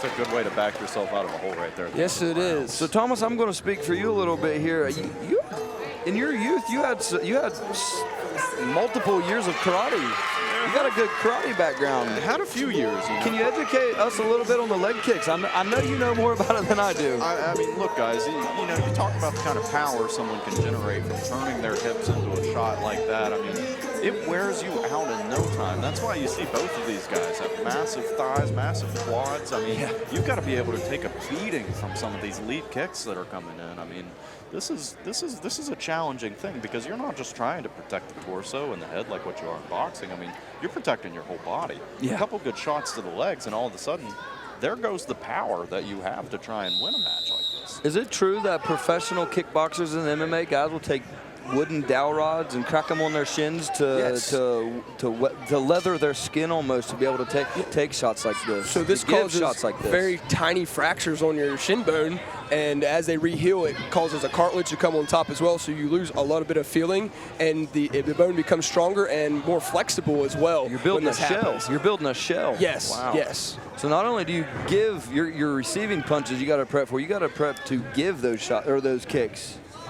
As we come out swinging here again in this second round, both of these guys have a lot of power behind Yes, what they they're do. doing. I mean, Oh my goodness. big great left hook. uppercut. Wow, I haven't seen that from him yet. Hard left kick there. We're seeing a lot less kicks from Rascal here, a lot more punches here. I don't think he's throwing but maybe a couple kicks this round. It does seem like the strategy's changed a little bit from round to round here for Rascal. Oh my goodness, good, big right hook. If he's going to leave him open up there, you know, keep the hands down. How about the vision with Morrison in the hair? That definitely can throw off a lot. However, I think he's just trying to protect himself in the corner right now. He's in trouble. Rascal's He's in trouble. Head down. He's lost in there. He don't know where he's at in the ring. He couldn't see either if his That's right. Yeah. Struggling. He's tough though, guys. Oh my goodness, big He's left really hook to the struggling ear. now. I bet you could hear that through the microphone. Guys, when that shot, this fight's about over. This fight's about over. It's about. Oh my good, there it is. Yeah, there it is. Going to stand. Oh, the good call, ref. Way to protect the fighter. absolutely. Thank you for protecting the fighter. Great stoppage. What a fight. This man's no joke. This kid's young. He's no joke. He might have a career in something like this, guys. I mean, there's a lot of power, a lot of flexibility behind what he's doing here. He dominated this fight from the minute it started. The intensity that he's shown throughout the entirety of the fight, even when he had Morrison on the ropes there at the end, almost guaranteed to have it in the bag. He was not giving up any. He was not letting out any. He was not giving any chance to get his knee on the ground at all. But let's also give a shout out here to Morrison because he took a beating in that fight, did not go down one single time. No, he did not. Kept coming forward. I love watching a guy keep coming forward when he gets a couple on the chin, couple on the leg per se now. Yeah. Keeps coming forward. That's heart. Still swinging. Still swinging. You could tell he was even starting to lose sight of where he was in the ring and still managed to not go down, you know, and still protect himself just well enough to keep this fight going through most of that second round. I believe if that ref wouldn't have stepped in, this fight would still be going on. He would still be standing. We've had a lot of tough guys. West Virginia boys and girls are tough. Tough. They're tough. They come from these blue-collar jobs, working these out in the elements, climbing poles, carrying cinder blocks, you know what I mean? Yeah. Down in the coal mines. Down in the whatever coal it may mines. That's right. These That's boys right. are tough. They say eat nails for breakfast ain't nothing. They laugh at that. Without any milk, I hear. Yeah. I mean, it must be something in the water around here. Thanks to one. Absolutely. The referee Now for the decision call. A decision TKO with winner from the blue corner, Rascal McCall. Boys got a future, guys. Rascal McCardle, remember that name. Remember that name. Boys got a future. Where we at on the bout sheet? About 7 out of 15 coming up, and I believe it's a women's boxing match at 132. Women's boxing match, 132. We have Ariana Juniel out of Camp Green, Dayton, Ohio. Okay. And Kirsten Maccabee out of Bullpen Fight Club in Wheeling, West Virginia. Bullpen. That is. Hey guys, give it up for our ring girls tonight. I know the coach. Yeah, give me a second. I know the coach. It's a good gym. It's a good gym.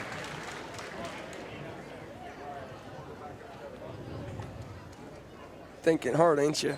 Yeah, it's driving me crazy. The title for Miss Kentucky and is running for Miss No, honestly, I think that kind of runs in the family. I can't remember names for nothing. I'd say my favorite fighters in UFC and boxing, I can't remember half of their names. Your favorite fighter's traced out. What do you mean?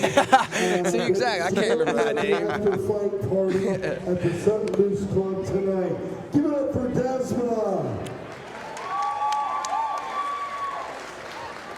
Give them a little credit to the ring girls out there. I believe is it just 2? I believe think it's so. just I 2. think so. Two ring girls tonight. The crowd does seem to like them. Hard job in its own right. Yes, it is. The crowd's thinning out a little bit already. Well, you know, we got a little stoppage here in the action, so maybe some people are filtering into the Ladies and restroom. gentlemen, who wants to see a fight? There they are. They're still here. I think a lot of them's at the restroom. And now's a good time to swing over to the concession stand and grab a good hot dog. That's so good. Here we go.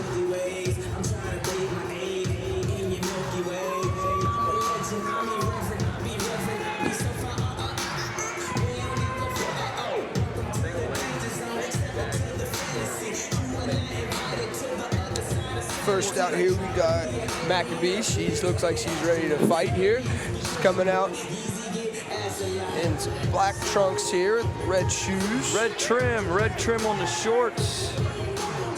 Man, I like a good-looking fight outfit. You look good, fight good, feel good. Yeah. That's all thing. How important is feeling good in the ring? Oh man, it's worth buying a $400 pair of trunks.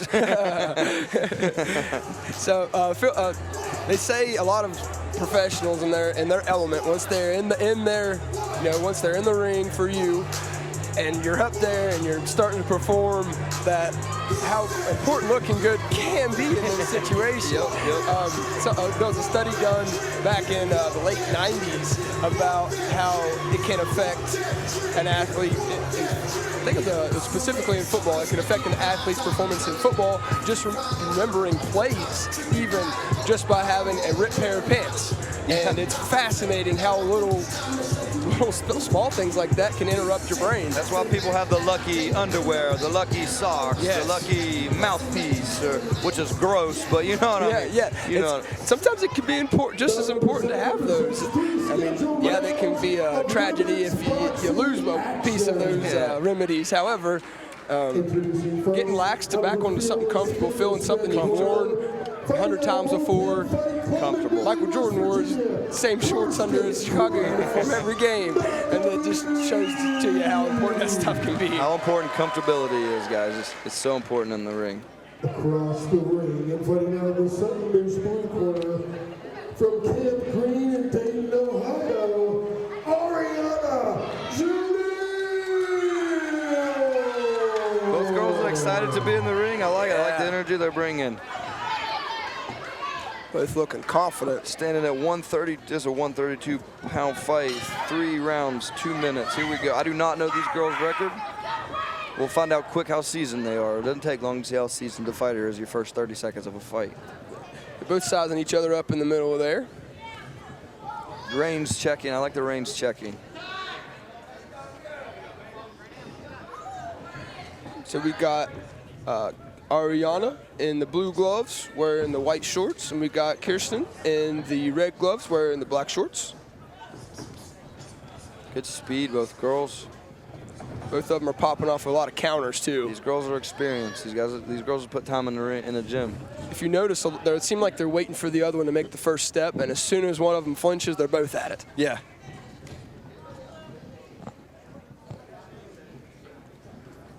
Thomas Pritt's back on the mic. I think he went to the restroom. We're just letting the fans know at home these two girls are very experienced. They're taking their time. They're filling each other out. Range checking really well. Absolutely.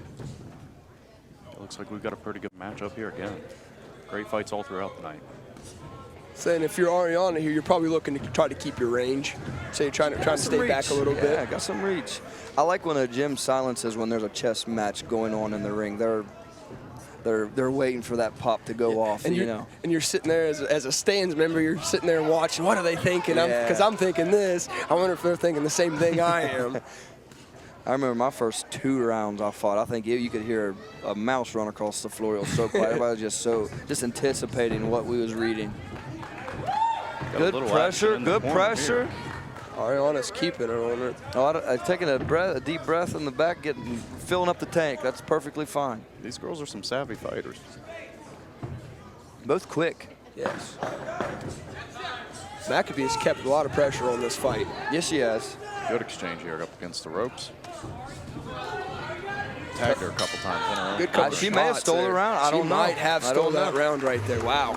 Wow, that was a very good last 10 seconds for Maccabee there. I would not like to be a judge for that round. No, no, especially after having it, you think you got it one way. Like, oh, okay, I think this fighter's going to pull out this round, and all of a sudden the last 10 seconds, you're like, oh, no, now I got to make a bigger decision. The last 10 seconds are so important because judges judge off the last thing they see. They're human. Absolutely. You're going to judge off the last thing you see. Yep, that imprints in your mind. Yes.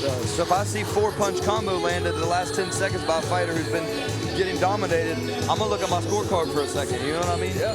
Guys, while I was out at the restroom, I stopped to find out who's putting on the concession stand here at this event. That's actually being put on by the Gasaway Days Committee. Oh, so the okay. concession stand and the raffle tickets being sold here by Billy Joe White, West Virginia native, are going all toward the Gasaway Days celebration in Gasaway, West Virginia, guys. It's Braxton, a great cause, that and is I'm glad awesome. to hear they're I participating. like that in this. people are reaping what they're sowing here in Braxton County. You know, giving to get. You know what I mean? Absolutely, going right back to the community. Yes. As these girls start to tee off in this Here we second go. round. Good Lord. And Ariana seems like she's putting some pressure on a little bit earlier than last time, sitting back a little bit less up until this moment. So, guys, I want to tell you something, a little bit of boxing strategy here, something that a lot of people don't understand. These girls are both refreshed, as you can tell. They look like a little tired towards the end of that round. They look refreshed and ready to go. The reason being is you're going to always get tired in a round. It doesn't matter if you can run a 5-minute mile. You're going to get tired in the round. You're not getting in shape for the fight, per se. You're getting in shape for their quicker recovery time. Yeah. That's what you're getting in shape for. I mean, don't get me wrong. You have to be in shape to tee off and trade punches throughout the round. But like, you're going to be tired at the last 30, 45 seconds per round if you're throwing the right punches. So, you see these guys, these girls. Blue corner, she was kind of breathing heavy, taking deep breaths towards the end of that round. But she's got her recovery time. She had the minute down on the stool. You could tell she's very well trained, very well coached. And she's back to fire, and I believe she's winning the round. If not, it's close. It's a tough fight.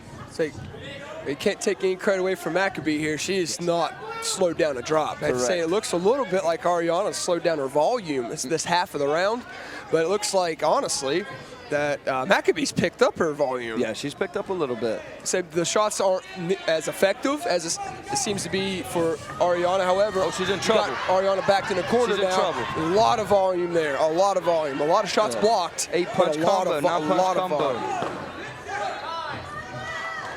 I have to imagine it's quite a challenge for some of these ladies, fighting at these lower weights, 119, a 132 fight that we have now. I mean, these are 16-ounce gloves, that's a lot of force to have to swing That's a something that lot heavy. of weight, especially if your hands are tired, your arms are tired for remaining in your stance.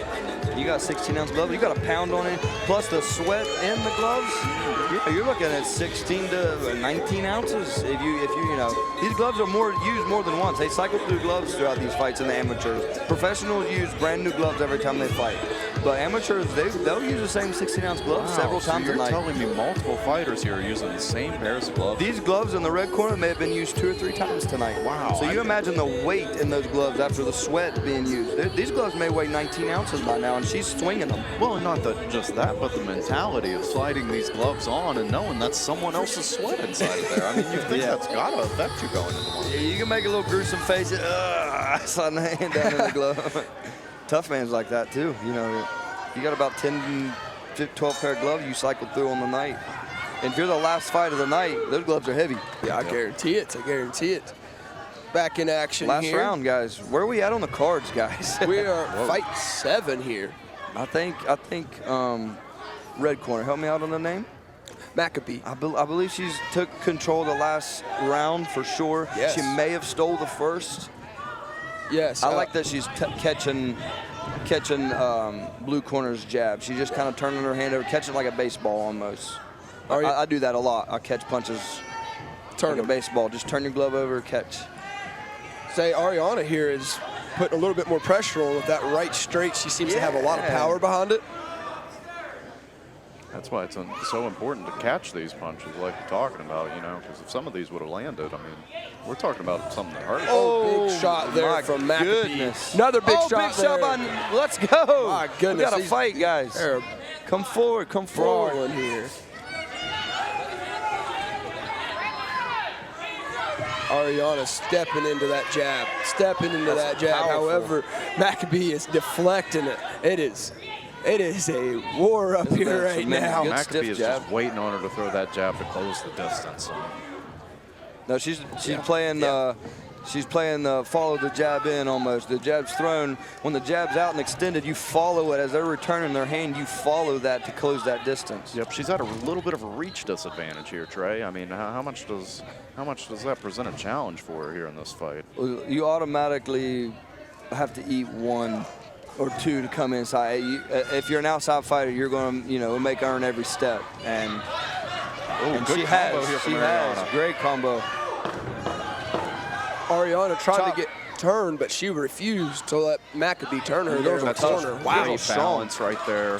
Strength, balance. Yeah, their Great strength fight. there just balanced each other I out. believe That that's was a cool to fight. see. That was a fight, right? Yeah. What a fight, guys! I don't know how to score this one. That last round was a challenge. I can't believe how well they're still breathing. Like, yeah, they're leaned up against the ropes, but as hard as they went that last 45 seconds, oh my, I'd be dying out there. Well trained, well trained. That they are. All right, Tayton, what's your prediction from this fight? How do you have it scored? Oh my, man, I'd say with Ariana there, she snapped off that jab a lot, and she kept power. However, with Maccabee possibly still in that first round, and Maccabee kept control of the ring, I feel like most of the fight, kept her volume up a little bit higher. I'm not sure who I can give it to, honestly. Man, I can't make a decision here. I probably have to go Maccabee. I think unanimous. I don't even know if I don't I know. think I'm going split decision Maccabee, guys. Okay. Let's see what they say. Yeah, I can agree with. I can agree with that, but man, that was a good fight either way. Either way. Yeah, that was fun. I liked that. I liked that it was technical. I liked that the crowd was enjoying the technicality of the fight, seeing who was playing how many chess match moves ahead. Both these girls are good fighters. You can tell they're skilled. You know, they've got a chance to do a little bit of something with They this have. I'd career. like to know their record. I'd like to know how many fights these girls had. I'm with you Absolutely. there.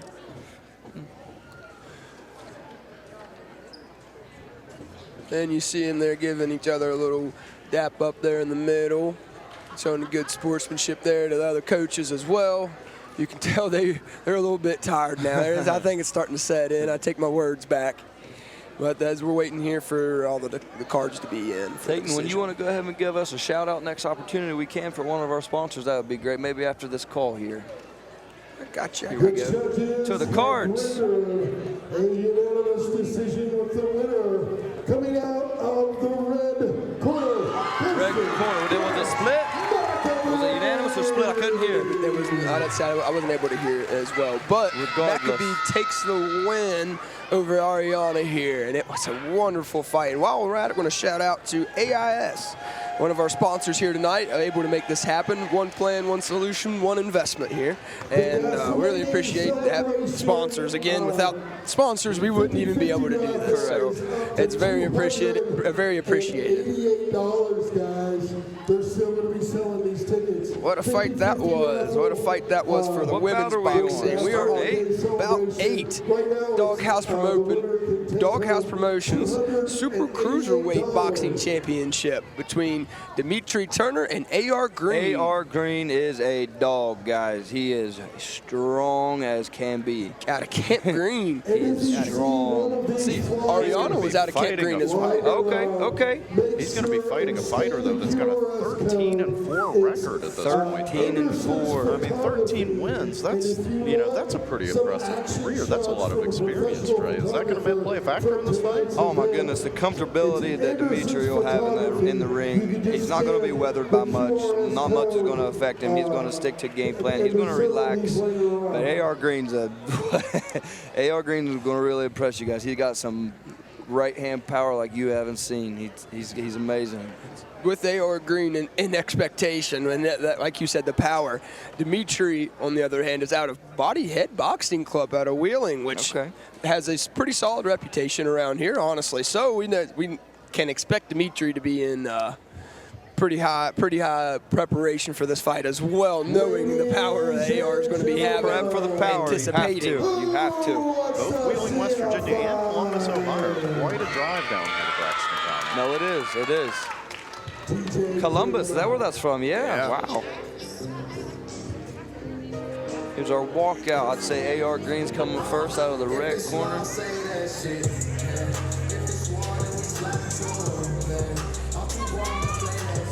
A little hyper rap music coming in. How important is music coming into your fight? How do you pick a walkout song? I'm already dialed in, guys. When that fight, they could play I'm a Barbie girl, and it wouldn't affect me walking out in that ring. I'm already where I need to be. That ring walk, that music is for the crowd. And that's always where I've been in my fight game. It may hype some up, which is, let it, Well, I have take to say, advantage. it'd be pretty hard to knock out a Barbie doll.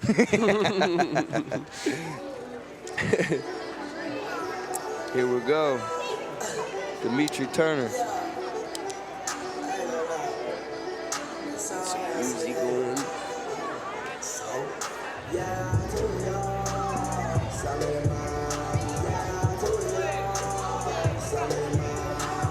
Yeah, don't get me wrong. If your walkout song hypes you up, let it hype you up. Let it guide you. Let it dial you in. It does a lot of people, but nah, my ring walk is for the crowd. I let the crowd enjoy the song. Seems like Dimitri's enjoying his own song himself. Yeah, as it should. Yeah. Little dancing, little hype. His corner coach, his name is Duncan, the boy in the glasses. I don't know if you guys can see him. He has made a name for himself the past 2 years in West Virginia tough man boxing. He's fought some pro-am cards. Kid's something. Keep an eye out for him. His name's Duncan. I can't catch his last name, but keep your eye out for him. So what you're saying is we can expect a lot out of body head boxing. 100%. Presents 3 scheduled rounds of super cruiserweight boxing very action. relaxed over there in his corner. Yeah, he is. Very relaxed. Some big boys. Introducing first out of the Fearless Fitness red corner. Guys, I saw Lear out here in the hallway earlier, and he looks like he's been standing just waiting for this fight. He's been itching for the last half an hour just to get rolling. He gloved up and ready to roll. Yeah, absolutely. Yes, he was. See, you're standing over there every now and then. You look over and it looked like he was glaring at us. Cool as a cucumber, man. Cool as a cucumber. That he is. Body Head Boxing Club in Wheeling, West Virginia with a record of 13-4. Dimitri 13-4 is 8. 13-4 is no joke. No, it is not. No, it is not. We got Turner in the white trunks, and we got Green in the black trunks with red outlining on them. Green and black. That might get confusing. I was struggling. Yeah, it's hard to say in my brain, I ain't gonna lie. Fortunately, they put his name on his shirt. And the fight begins. A little touch and go from both fighters there. You can hear the ring shaking with these big boys. Yeah. Oh, a couple good shots there by Dimitri. Yeah, you can tell this Super Cruiser fight just brings a different energy than some of these girls do in the ring and some of these lighter weight guys. It does. So everybody likes power. Yep, Everybody likes power. there's a tension behind it. Yes, yes. Green backed in the corner here, however, still throwing counter and Goes for the double leg takedown right there in the middle of the ring. I think we're in the wrong sport, gentlemen. checks himself halfway through there. Thank goodness. They're both standing back. Good left hook from Green there. Seems like Turner's keeping control Turner's of the relaxed. ring. Look how relaxed Turner is. It doesn't exert any energy. Good left hook there. Big Both bombs. of them. Big bombs. Both of them here. You got a little muscle around. We'll get a call for that one. Yep. But a good check on each other. Good sportsmanship. Nothing was meant there. Nothing was meant there.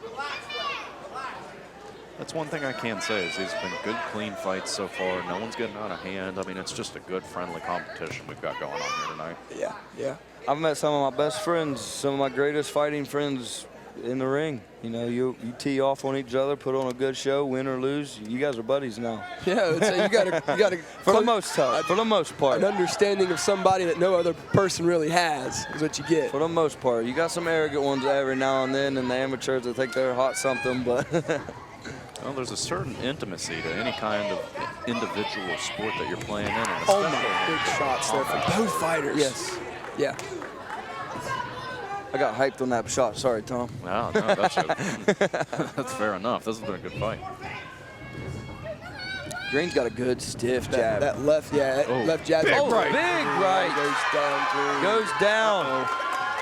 Green might be in trouble here. He's gonna take his. He's gonna lay. He's gonna stay. Is he gonna stay? I think up. he just wants to catch his breath. Yeah, he's using that time. Oh, they I thought he was going to use his time. Looked like he was waiting to the bottom of that 8 count. And the fight's been called. Big power. Man, it almost was. seems like Green just lost track of that 8 count right there. I mean, he went down and he kind of seemed like he wanted to get back up and just lost track of that 8 count. I thought he was going to come back up. I thought he was, and taking advantage of the time, recovering the best he could, but He didn't seem super dazed while he was No. down there. He was talking to himself, very frustrated that he went down. However, it seemed like he was willing to get back up, but I'm not sure exactly what happened there. The guys at the end of the day, these are 2 powerful fighters. I mean, you Powerhouse, take a shot man. like that, I mean, it's hard to want to get back up. boys from. are Yeah. strong. Oh, yeah. Boys are strong. That improves Turner to 14-4, guys. That's a pretty Good impressive build record, amateur right? record. Calling the fight Makes a by solid TKO, argument. That is for winner, sure. Coming out of the blue corner, Dimitri Another good fight here tonight. Another good fight. Braxton Brawl number 2. Green takes home a belt here over Turner. Sorry about that. Yeah, Turner takes home the belt over Green. Guys, that we're 8 fights deep. We got 15. We got a few more to go. Got a heavyweight coming up, 3 1-minute rounds. So we're going tough man style. This next fight's going to be tough man style, haymakers flying. You just watch and see. So the next fight coming up, we actually have somebody who was in the Braxton Brawl, the first one there a couple months ago, Dylan Redneck Butterbean. He fought Raymond King. Yeah, he fought a Braxton local here. And won there. Won a split? Was it a split? Yeah, Or did he win unanimous? I can't remember. I think it was a split I was in decision the back here. of the locker room prepping for my fight, so I wasn't sure. I heard it was good. I heard it was a battle of strengths. Yes, yes, it was a battle of strengths, and Raymond put up a good fight himself. It was First fight, I think. Yeah, Raymond's it first was- fight. One of the local boys. it was a good fight to watch, and I'm sure a lot of people are coming back out today to see Dylan himself. Yeah. I'll tell you guys, I was Butterbean not has a in name. attendance for that fight a few months back, but, you know, I know Raymond on a pretty personal level. He was actually my offensive center when I played Wow. quarterback in high Okay. school, so I know he's a tough fella. So, you know, this Dylan Humphrey, I mean, he's got to be a pretty impressive fighter, you know, to take him out. I mean, Raymond's a tough son of a gun. Raymond's strong. Yeah. Raymond's athletic. He moves well. He was a wrestler in high school. So to put Raymond, you know, Yeah. to beat Raymond on the cards in his hometown, man, that's Dylan's something. He's going to be fighting Gavin Mathern tonight, who is making his debut out of Gasway, West Virginia. It's a local boy. Okay. See if he can beat another local boy. Yeah, let's say it definitely brings out the eyes in Braxton County to watch. It for does. Sure. That it does. Now, Gavin's a pretty tough fighter, though. He's Yes, a tough he is. guy. You know, I've known him for a while now, and he's strong. You know, Yeah, he's bulked up a little bit for this fight. And, I mean, he looks strong through his shoulders and through his chest and stuff. You know, he was a lot smaller the last time I saw him. Put some work in the weight room, it looks like. A lot of background in different styles of martial arts, jiu-jitsu, wrestling, and boxing as Okay. well. So that's it. But we'll see how that carries over into his debut here. Boxing debut. So we're looking at Butterbean's tough fella. Okay, here we go. I'm looking forward to this fight. I want to see if this man can steal 2 hometown boys' mojo here. Speaking of hometown boys, why don't we give a little hometown shout out once again to Lockards Incorporated and Vintage Tractors, right out of Sutton, West Virginia. Like I said, I-79, exit 67, just right off the interstate. Go supply all your farm needs there at Lockards Incorporated. And also, once again, the Boss 97 FM out of Sutton, Somersville. Great radio station, local country music, a little bit of everything you like. Good guys, Danny and Al over there at the Boss 97. Yeah. That's a great company. Guys, the crowd got on their feet for Dylan here. Yes, The they crowd got remember on their him. feet for Dylan here. They remember this name.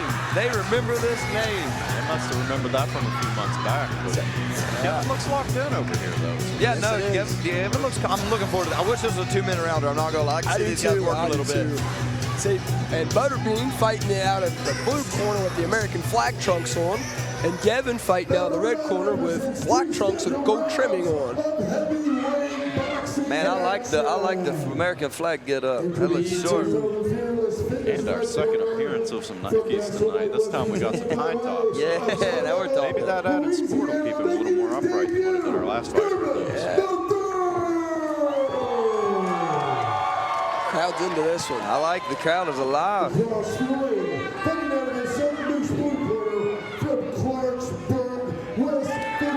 Butterbean looks like he's very excited. Gavin looks like he's a little bit more cool and relaxed. Somebody gave this man some pre-workout. He's ready to roll. He's fired up. He is ready to roll in that blue corner. Somebody listened to Korn in the back before he walked out. And this heavyweight bout Here we begins. Coming out hot. Both Tough got man ready. style. Tough man style. Here we go. Fighting in a phone booth tonight. Bang, bang, bang, bang. Both of them getting shots in. Both of them getting shots in. Oh, Gavin big gained hook. control. Big shots from Gavin Gavin. gained control. Oh, man, are they do? Oh, Oh, right hook. Big good shot there by Gavin. Another left. And This has been electric, guys. push by. Oh, another right shot. Gavin loses a little bit of balance, steps back in. Butterbean gives another good couple shots to Gavin. Gavin staying on his feet, but throwing back with some counters. These guys are just Goodness. trading punches in the middle of the ring. They has not stopped throwing punches. Take a breath, big boys. Take a breath. Get you some there. That's nice. Let's go. Everybody can get a little taste. Get a big breath. Another good shot. These guys. Butterbean is landing. Butterbean's on his return here to Gavin gets out of Gas. the corner. Gavin gets out of the corner, pulls back up to the center with Butterbean. Oh, Butterbean puts a shot. Stiff jab. Butterbean's got Another that good stiff right. left jab, man. Stiff left jab. And What a round. way to wake this crowd up, What a boys. round. Let's go. We love to see it. Wow, let's go. Guys, you can Gavin's tell these 1 minute rounds are just absolutely changing the strategy for these Electric, guys. I mean, they teed off from the second that round started. You have no time to strategize and make a game plan in 1 minute. 3 minutes total in this fight. Your minutes. rest is as long as your fight. Empty the tank. Yep. 60 seconds, 60 punches, guys. That's right. And that's what they These just guys provided. And they are putting it on the line. However, if this fight does go the distance, who has the gas tank for that last round? Yeah. These are two big heavy hitters here. Two big heavy hitters here. They And we both know, proved they could take punches. we know Butterbean can go the distance because he did with the last fight. He did with Gavin with Raymond. his debut here, he's going to have to really show some endurance Oh, no. here. What's It's really Dr. Gavin's see. talking to the official about This is a something that doctor happened here. in that first round. Looks like an issue with his Oh, I shoulder. want to see this fight continue, guys. We need to see this fight continue. Let him fight. It looks This like they're is- trying to get his left it shoulder out? back into place here. I mean, something's going on. two big bodies Man, out I hate there. to see this fight not I continue. would too, especially over at Right. Oh, man. Man, oh, hate to see man. that. You do. You hate to see it, but you got to give credit to being there for Butterbean putting on a good show and putting out. Well, it Say, looked like being Gavin's debut though. Holy cow! What a debut that was. I mean, if not for an injury, it almost looked like he won that first it, round. it did look like he won that first round. It really did. You hear the bunch in the background chanting Butterbean back there. He's earned his fans. Yes, He's he has. created a About name for 15 himself. kids back here behind us that are just cheering up a storm. They're going to want this man's autograph. Listen, Butterbean's got one of the stiffest jabs I've ever seen. Absolutely. He's like running through a wall. It is solid. It is solid. Yeah. I'd love to have seen Done that one anything to finish see that out. one go to the end. I'd have Both loved these to have guys seen in that great finish out. spirits after that fight. One more round at least. Oh, man. Both of them up there smiling. It's always good to see, though. Both fighters up there smiling. Man, oh, wow. That was awesome. I think we may have blown the speakers on the page. Guys, sorry we blew your speakers I'd at say home. I hope your volume wasn't turned up too much. Mine was my headphones, that's for sure. I would definitely like to apologize for every Roku TV. What a fight. Guys, Man. we're about ready to start bout 10. You got 5 more fights to drink several more beer. Keep drinking. Keep drinking. Have a couple more popcorn. If you got some wings, put them in the microwave. Heat them up. Eat them again. We got some more fights under us.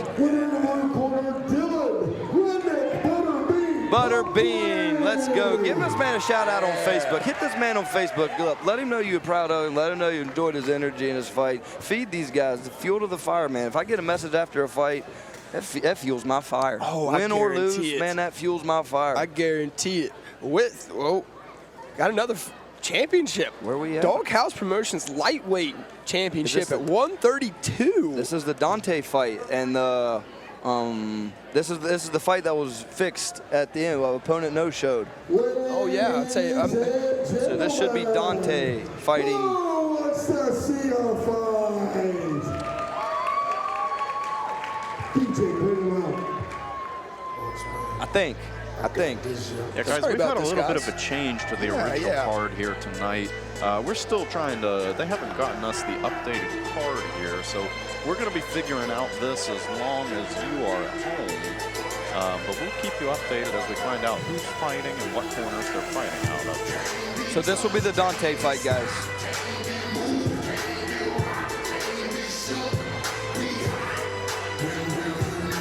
Okay, So it looks like the change tonight is that Sadov at a bullpen fight club is going to be fighting Dante Owens at lightweight, 132 pounds. So this is going to be 3 2-minute rounds by the looks of it. It looks like Devontae Burson out of Camp Green was not able to make it here tonight. Guys, I've seen these two boys fight. This is going to be a banger. Yeah, this is going to be a banger. Say Dante actually wasn't predicted to be in a championship tonight. Is going to get a shot at the Doghouse Promotions lightweight title. I think Dante's a 2-time state tough man champion. He won a big rough and rowdy fight. Dante is legit. This guy's crazy. He's so fast. One of the most humble kids you ever meet. I love him and his family. His brother is an incredible fighter as well. These boys have got something coming up. I'm proud of these boys. I mean, what's it gonna be like to walk in thinking you're fighting someone, and then just a few hours before the fight, all of a sudden you're fighting a new fighter for a championship? What a challenge this is gonna present. For a championship. Challenge, but an opportunity at the same time. Oh, I'd say when you heard that, his heart dropped with excitement and nervousness. You can't say that better. A challenge, but an opportunity. But also to not back down from that challenge. You prepared for an entirely different fighter. He could have said no. He could have said no, and no one would have blamed him. Nobody would have blamed him. But he took it and right on his chest. And he's going to come out with a chip on his shoulder tonight. I mean, if I get a fight like this, what has that got to do to kick a career? Oh my goodness. All right, guys. Looks like we've got one fighter over here in the red already. Waiting on our second fight. I see him back in the tunnel. It's definitely Dante. I can see him back there. Dante's short, small, and fast. If you blink twice, you'll miss a step. It'll be a good bout. It'll be a good bout. Dante's got to move around the ring with this guy, though. This guy's legit. Shout out to Dutch Miller. Man, you're doing great things. I see your name all over everything. You sound like you're doing a mighty job. I've actually seen Chris fight. He fought in a couple USA boxing fights in the there's a 40 and older class, and he's won. He's undefeated in those 40 and older classes. Chris Miller is doing his thing. I'm proud of him. Keep doing your thing. Keep sponsoring. Keep reaching out to these people. We can't do this stuff without you. Shout out to Chris Miller and Dutch Miller. Don't want to forget Shades also tonight. Man, I haven't said nothing about Shades tonight. You guys picking me up. Shades help you keep the sun on my eyes during the day. That's for sure. You can't do it without them.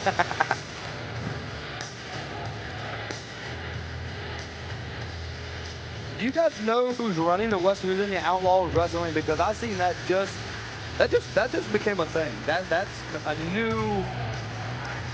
That's new. I just did a post on Facebook. So that club has actually been around without a name officially for a little while. I'm not sure exactly how long, but I got a little bit of word on it today. Well, thank you guys for sponsoring this event. Boxing action for the Gosh, I can't wait for this fight, guys. Lightweight Championship.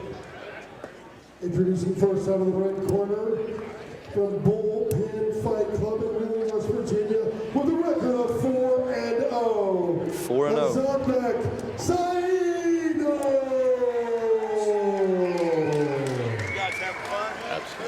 Across the ring, fighting out of the blue corner, fighting out of Camp Green in Hilliard, Ohio, with a record of 4-2, Devontae Burson.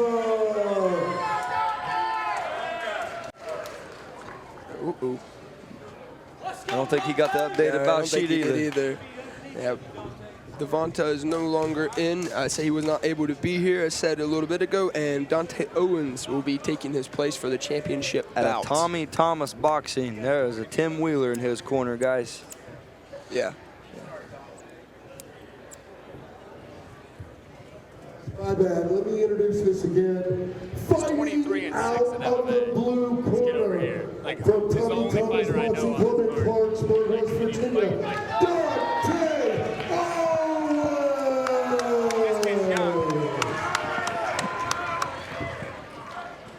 Says Sadav in the yellow trunks with Dante in the American flag trunks. Seemed like to be a pretty popular trend tonight. I like the red, white, and blue stripes, It's man. hard to beat. Here we go. They start the fight out here. Both fighters getting a little feel out for each other. Who's going to make the first move? Red's patient. Look at his legs. He's got a lot of give in his leg. This looks good. He looks smart. Looks relaxed. A lot of. I like Dante. 2 punches a move. You can't. You got after you punch, you got to move. You can't stand still. So there's some action. Big right hook. My goodness, Wow. he's got power, guys. The champion does show who he is early. The fact that Dante took this fight on an hour notice, guys, is unbelievable.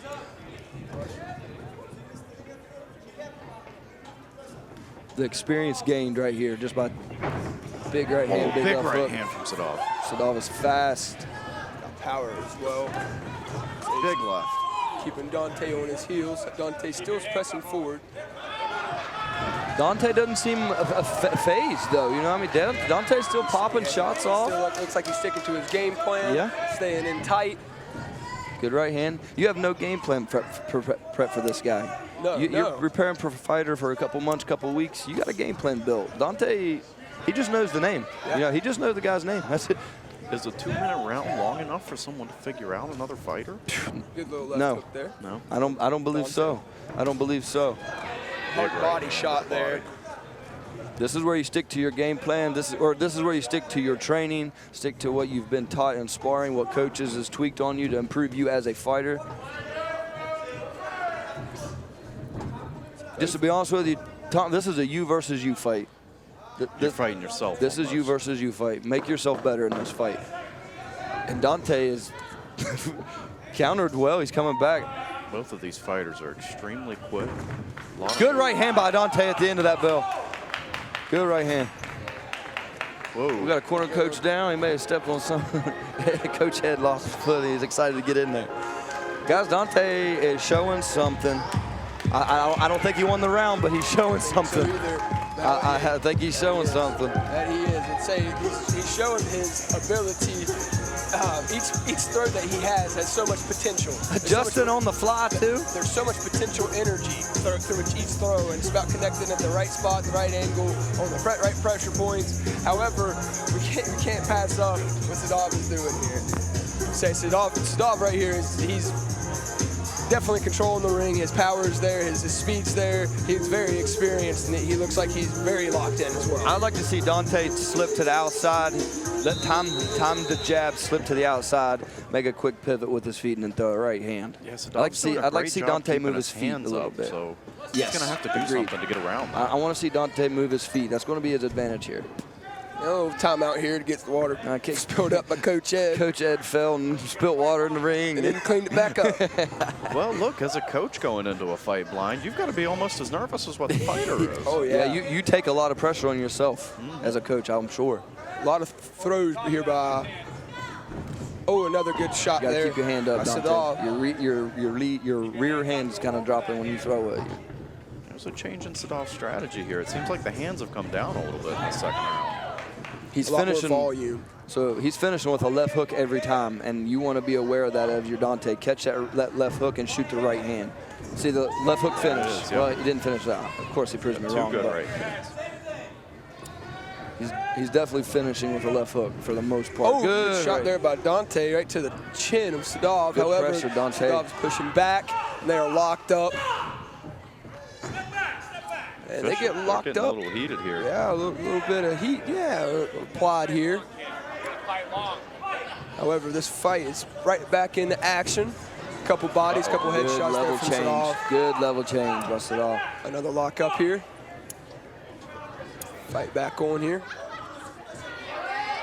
Sadov's trying to go to the body. Watch his drop his whole level. See, Yeah. level change. He's driving level change, level change, level change. A lot of power in And those it's been bodies too. effective so Oh, far. big right Big hand. shot It has there been. from His level Sadov. change is hard to control.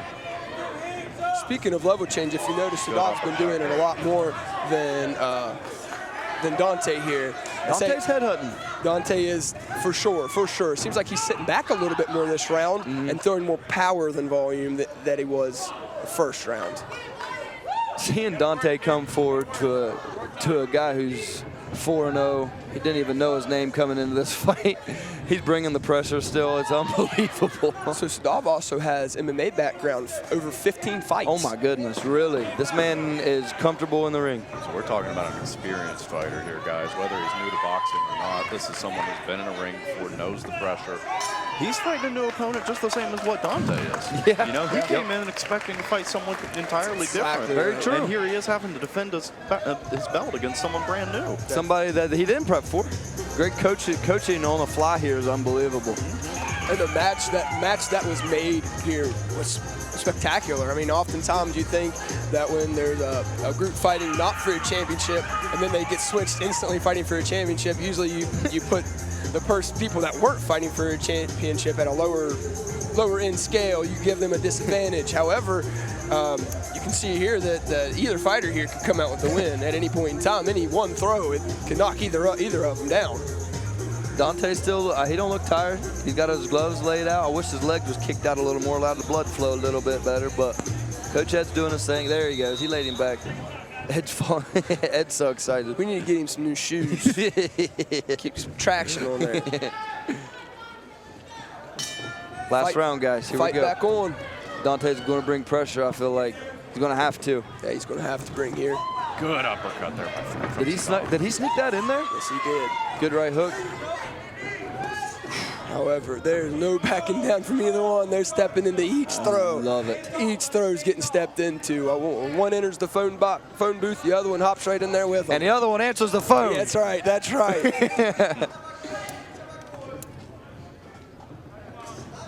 Good little left there, check. There's something Dante's doing that I like. He's mirroring his opponent. Where if the opponent steps left, Dante takes 2 steps left. It's like he's cutting the ring off, kind of controlling a little. Yeah. See how he'll mirror him, he'll follow him, Yes. kind of control him, get ahead of him. Which can be a major point advantage here if it comes down to the wire. Yes. Got a couple good shots there from Good right hand. Sadov. Sadov is sharp, guys. Yes, he is. He's sharp. He changes a lot of his movements, and it really throws off the other fighter. He's been technically very impressive throughout this fight. Yes, he has been. Very solid, very stern. I don't believe he speaks English. I believe I hear his corner coach is speaking it in.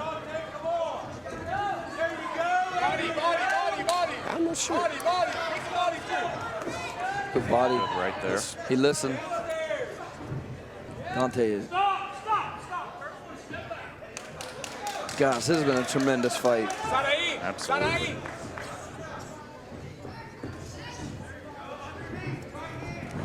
Good left shot there. Yeah, from it was. Sadov in the corner. He honestly does so well back when he's backed in the corner. Big shot there from Dante.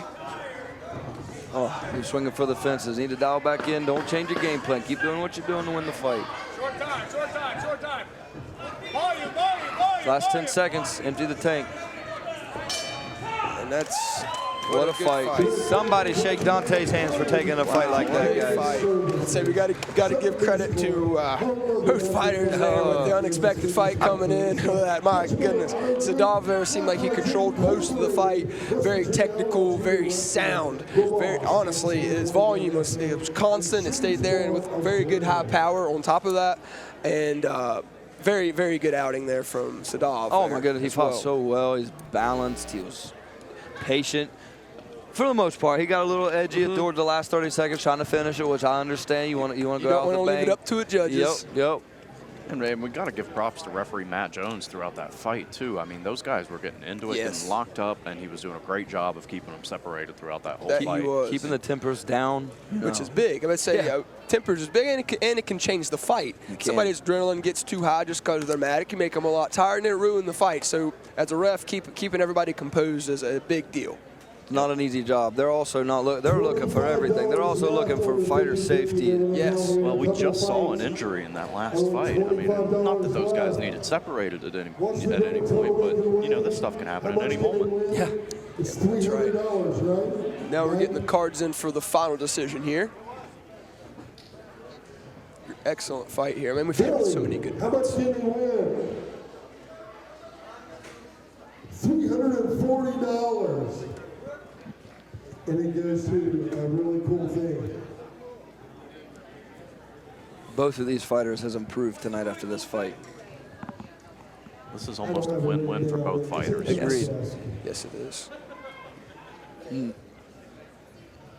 The judges have rendered a unanimous decision with the winner, fighting out of the red corner, Unanimously. Sadov takes the win there. But that was just such an impressive fight. What a he stayed performance. So sound What a throughout that whole performance. fight, and then had great power with everything he threw. And at any point in time, either of those two could have been left laying on the mat. So at all times, even though Sadov's controlled most of the fight and looked so comfortable, at any point in time, Dante could have thrown a wild throw out there that didn't look proper, and he could have dodged right into it and put him out. The power was constant. The power never fell off. Dante was a menace. Yes. He done his thing. He fought his game. He fought tremendous. Now for the next fight, it's going to be Uh-oh. a super middleweight Hold pro on, we got boxing fighter fight at tonight here, guys. 168. We got a little fighter speech. Assalamualaikum warahmatullahi wabarakatuh. Selain kata rahmat, duslah, hamalaring rahmat, tomusha tulir lagi. Mana champion udah kamar buka kita. Sponsor rahmat, coach, Ronald Green, my brother, my bill, coach, background. Dedicating the belt to his coach. That is awesome to see. Hey, hello everyone, West Virginia. How you feeling tonight? How you feeling tonight? So my brother said thank you for my country because my dad, my mother, my wife and sister, my whole family watching this TV overseas in the country. Nobody's sleeping watching this fight. Shout out to his family back home. Shout out to his family back home. They're tuned in right now. That's You have a- awesome. Like my family, I'm almost 9 years right here in this place. I love whole West Virginia people. I know you people are amazing. So my brothers only come to, this is number 5. His next fight, pro fight, you guys welcome always. That was tremendous. That was awesome. That was awesome. I'd say family support for any fighter, but especially when they're not there, still receiving that support, knowing that they're watching online. Knowing he And appreciates you guys. He's thinking about you yes. guys. It means the world to him and you guys both. That's awesome to hear, awesome to see. Congrats to y'all's family. You got a tremendous son, great fighter. He's going to go big, big places. Indeed. Good head on the shoulders.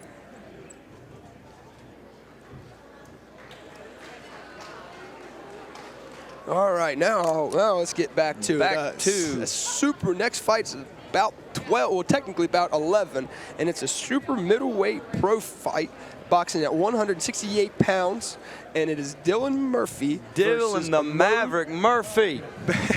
Bellman, and Dylan's out of Tommy Thomas. Ramon is out of Toledo, Ohio. Who wants to see a fight? Dylan has worked so hard for this opportunity, guys. He Debut. Out.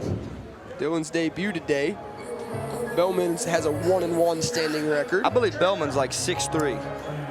But Dylan's used to height. He spars me. We've gotten thousands of rounds together in the gym. Thousands of rounds together in the gym.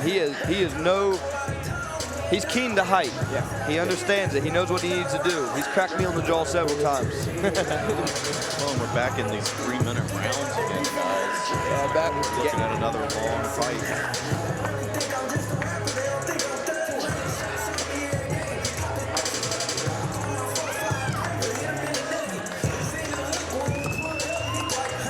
Bellman comes out with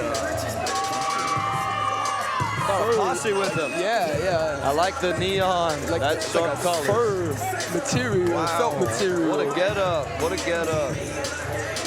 Look good, feel good, fight good. That was wise man Deion Sanders who said that.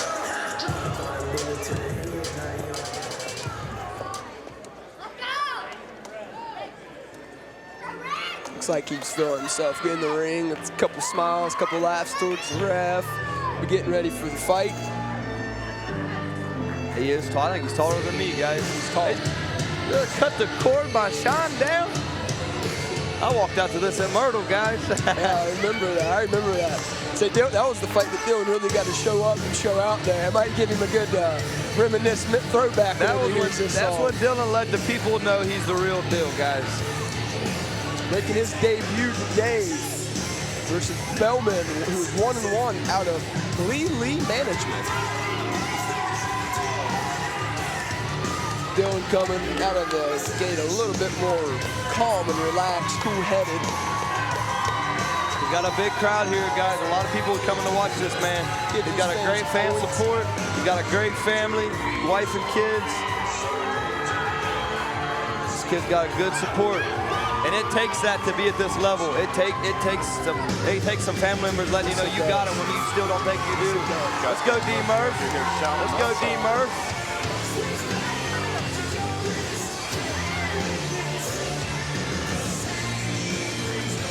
I talked to Coach Tim earlier. Coach Tim said that was the best fight camp Dylan's had since he's fought. So that's good to hear. You know, he's healthy. He's ready to rock. He's in shape. I know he's in shape. That boy don't get tired. Especially coming out against somebody who already has 2 fights as a professional. Yes. That's a big deal. 2 fights in a professional terms is it's worth a lot of amateur fights. It's a lot of miles. It's a lot of amateur. Yes. Action. I want Introducing first Dylan to come out and understand the weight of these gloves are different. Get used to the weight. Get used to the speed change. And he's got the crowd at his back tonight, too, Yes, he guys. does. He's got a lot of home support here at the Braxton. It's a high volume fight. A lot of people coming from Lost Creek, West Virginia, Clarksburg area down here to support their boys. We've had fighters from all over tonight, guys. Guys from right here in town, an hour up the road, different countries, Different countries. all awesome to see. Let's go, D. Murph. Man, I love to hear the crowd. I love to hear the crowd for him. Come on, D. Murph. It's expected to be a good bout, boys. Girls, we're going to see what all this bout entails. I'm anticipating a great fight right now. I am too. I hope they come out measuring each other. Now this round is a 4-round with 3 minutes in each round, and in the black and gray, it's also green trunks. You got Armon, and in the black trunks, you have Dylan. Mona southpaw. The fight begins. They meet in the middle. Come on, dude. Good right There's hand. a clear good height lead. disadvantage here for Dylan. I can't believe the size difference, guys. This is crazy. It'll take some work to get inside. Look how wide that stance has been here for Bellman so far. That's a lot of range, guys. Yes, it is. Dylan's moving his head well. He's got a good bob going on. It's hard to hit a moving target. And Ramon's really trying to line up that left straight. It looks like maybe a left hook He's gonna overhand. have to. He's but gonna have to. That left is what he's looking for. He's just throwing that right out there for show right now, at least. That left has pop off of the hands even. Yes. So he is 100% going for that left. It seems There you like threw a right both of hook. these fighters are still trying to find the level of the other fighter. Yeah. I'm not sure what level they're fighting at. A lot of hitting in the shoulders right now, trying to get that level dialed in. Yep. Target finding right now. Yeah. A lot of head movement there from Dylan Dylan's Murphy. got a good bob going on. Look at the bob. Constant move. Constant bob. Bob left. Bob right. Bob right twice. The bob key left is there once. is he's keeping up. He's not keeping a pattern. It's changing it up. Exactly. Chop with the body on the inside, Dylan. You're there. You might as well stay. That's where you're wanting to be, Bubby. Good bob. Good bob. A little reach. Little reach. Armon and Armon looks comfortable. Murphy both toe-to-toe standing. Not a lot of punches thrown, but man, are they just constantly sizing each other up with some heavy throws on each throw. There hasn't been a punch land clean yet. These guys are still filling each other out, trying to find their range, trying to find their distance. Dylan looks like he's in a very defensive stance, along Good with high- Armon good being in tight a guard. higher defensive stance than what he was at the beginning of the round. Armon's got this little shell going. He's got a little shell roll. Good uppercut there from Ramon. Did that go home? I couldn't tell. I think it landed in the body. These guys are locked up at the ropes. Good now. turn. turn. It's a good turn, Dylan. And they broke it up. If you have this man turn, you want to pressure here. Good. If you pressure while he's on the ropes. Looks like Armon's having some trouble with his shorts there. They'll drive you crazy sometimes. They get you in your head. Armon's got to have a good gas tank to be fighting this style. Yeah, this is a long fight, guys.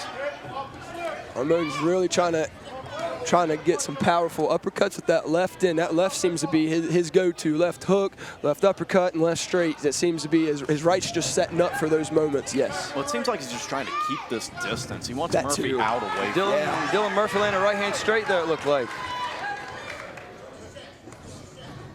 Got to get used to these gloves. The glove change will change the game. It's completely different. Murphy putting Armon a little bit back towards the ropes there. However, they lock up. Murphy shoots an uppercut but misses. Good round. Both Unbelievable these guys round. have such impressive movement. Wow. Sizing each other up. These guys look professional. The footwork. These guys look professional. Dylan Murphy has changed his whole fight style.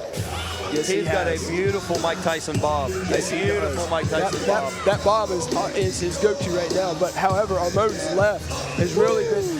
It hasn't connected perfectly yet, but you can see the power it's going through the gloves and how it has damage with each throw. He's doing a little bit of damage to try to maybe wear out Dylan, but that bob and weave is keeping Armon with that left hand missing every now and then, countering all the energy back. Yeah. So I mean, I don't know how like this if is going to end Dylan up was here. sitting still at a sitting target, Armon would be teeing off with that power, but he is struggling to find the target.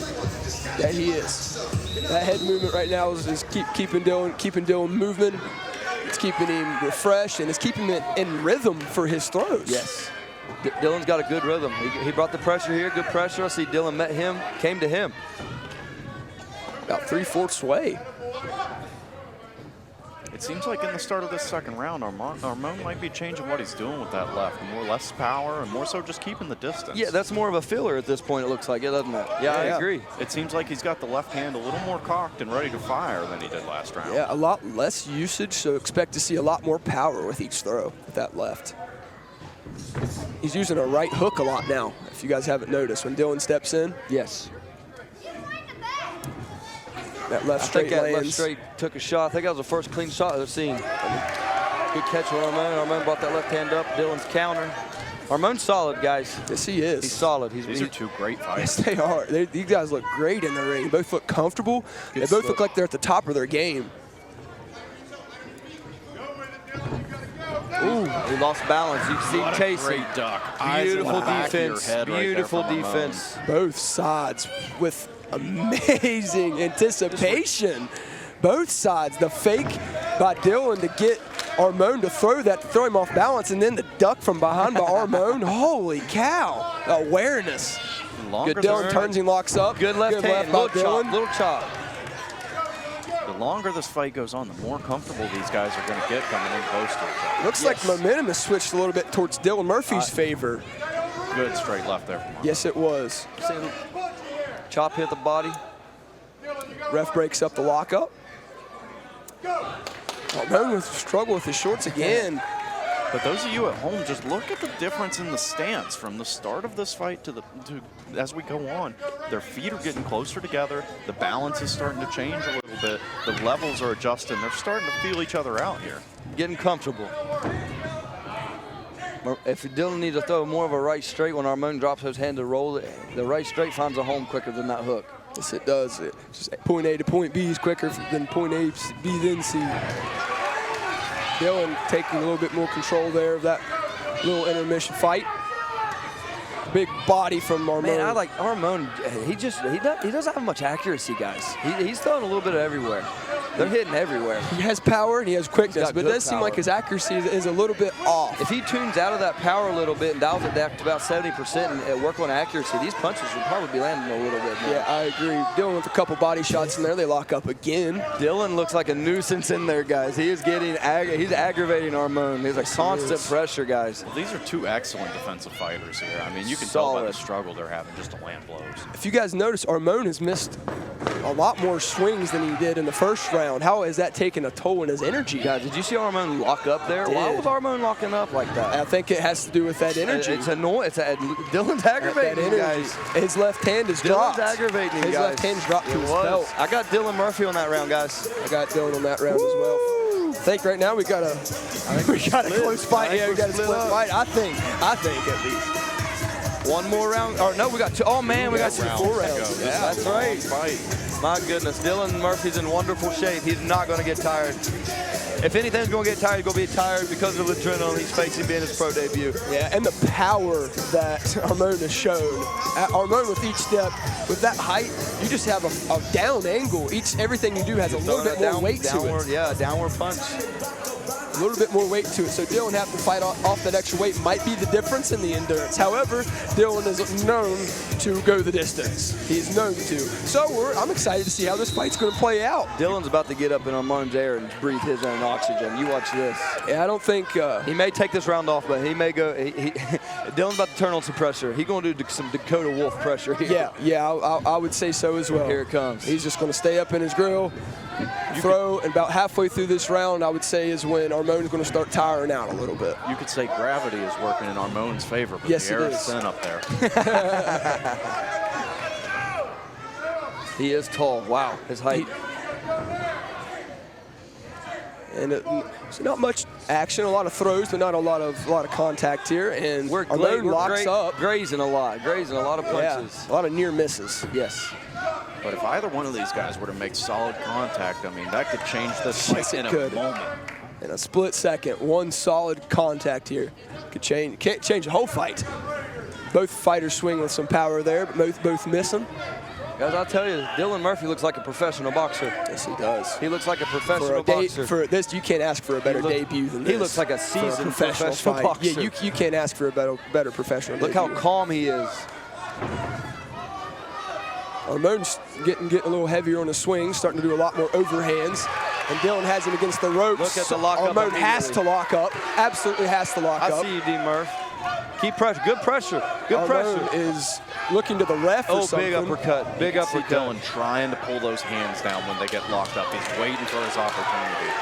These uppercuts are flying. What a fight. And Armon locks up again. Armon looks tired, guys. Armon is locked up 4 times in this round. Guys. Oh, big right hand by Dylan Murphy. However, with Armon's power at any point in time, that could be a big knockdown. Go forward, baby. He's tired. I told you he's going to breathe his air. It's like some looking like some Dakota Winger fight type style. Let's go. Good uppercut, baby. Let's go. Hands are down. Armon is tired. Keep the pressure, Murph. Murphy has control of this fight. As long as he can keep it, he has this fight. Yeah, let's go. Yeah, Dylan Murphy with now 10-second on Armon. 10 seconds. Oh, no, they're back in. They're back in the fight. It was not a 10-second count. It was just a breakup. My apologies. Armon with another whiff at the beginning of that. And these whiffs really starting to take a toll on Armon. So, guys, another big whiff. Guys, when you're a tired boxer, you're throwing the punch to end the fight. Yeah. Those are the most dangerous punches. Those are the most dangerous punches. However, with each throw, you get a lot more tired. Good body, good uppercut. Dylan staying in tight. Left. Dylan's pressure is unbelievable, guys. This has been a brawl, boys. 30 seconds left. Chop, chop, chop. And this round is look how tired he can't even stand, guys. He can't even stand, guys. I like to see Dylan land a clean shot. Yeah. Armon's got a heavy right hand. You got to be careful. Yeah, you still got to be careful. At any point in time, that has enough power to put anybody down. One punch will change the game, guys. That's Dylan Murphy's 2 rounds to 1. Yep, that is. Let me tell you guys, Dylan Murphy has done a great job keeping his gloves up throughout this fight. He knows the kind of power his opponent has. His gloves have been right there by his ears this whole fight. Protecting himself, he's just waiting for his opportunity. His defense is so technical. And he's sticking to it. Textbook. I don't got much else to say than that. Like you said before, Tim Miller, great coach. I mean, you can see it in his style right here. Dylan's got one more round. But listen, guys, I've seen fights, longer fights, 10-rounders. That guy will be dominating for 8. Yep. The guy's exhausted. His opponent's exhausted. Back's against the ropes. He throws the haymaker to land on the chin because Somebody got too relaxed. Yeah. Dylan stays to his game plan, keeps the pressure, doesn't change anything. Dylan wins this fight.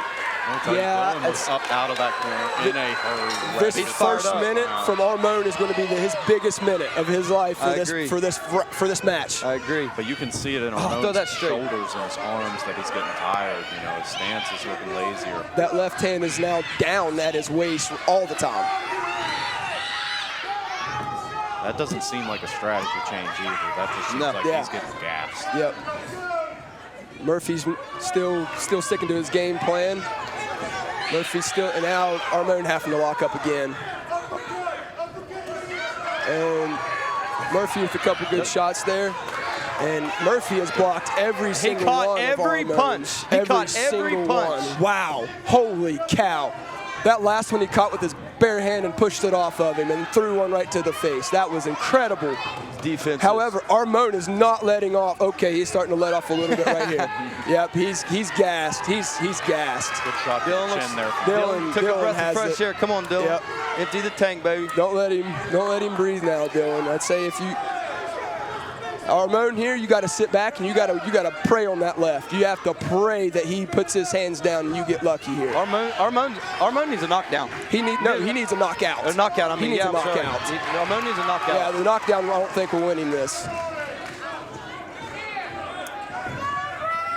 Not with this being a 4-round fight. But Murphy's still putting pressure on, making Armon move. Yes, he is. And just that pressure on is constant. It's tiring. It's exhausting. It's annoying, frustrating.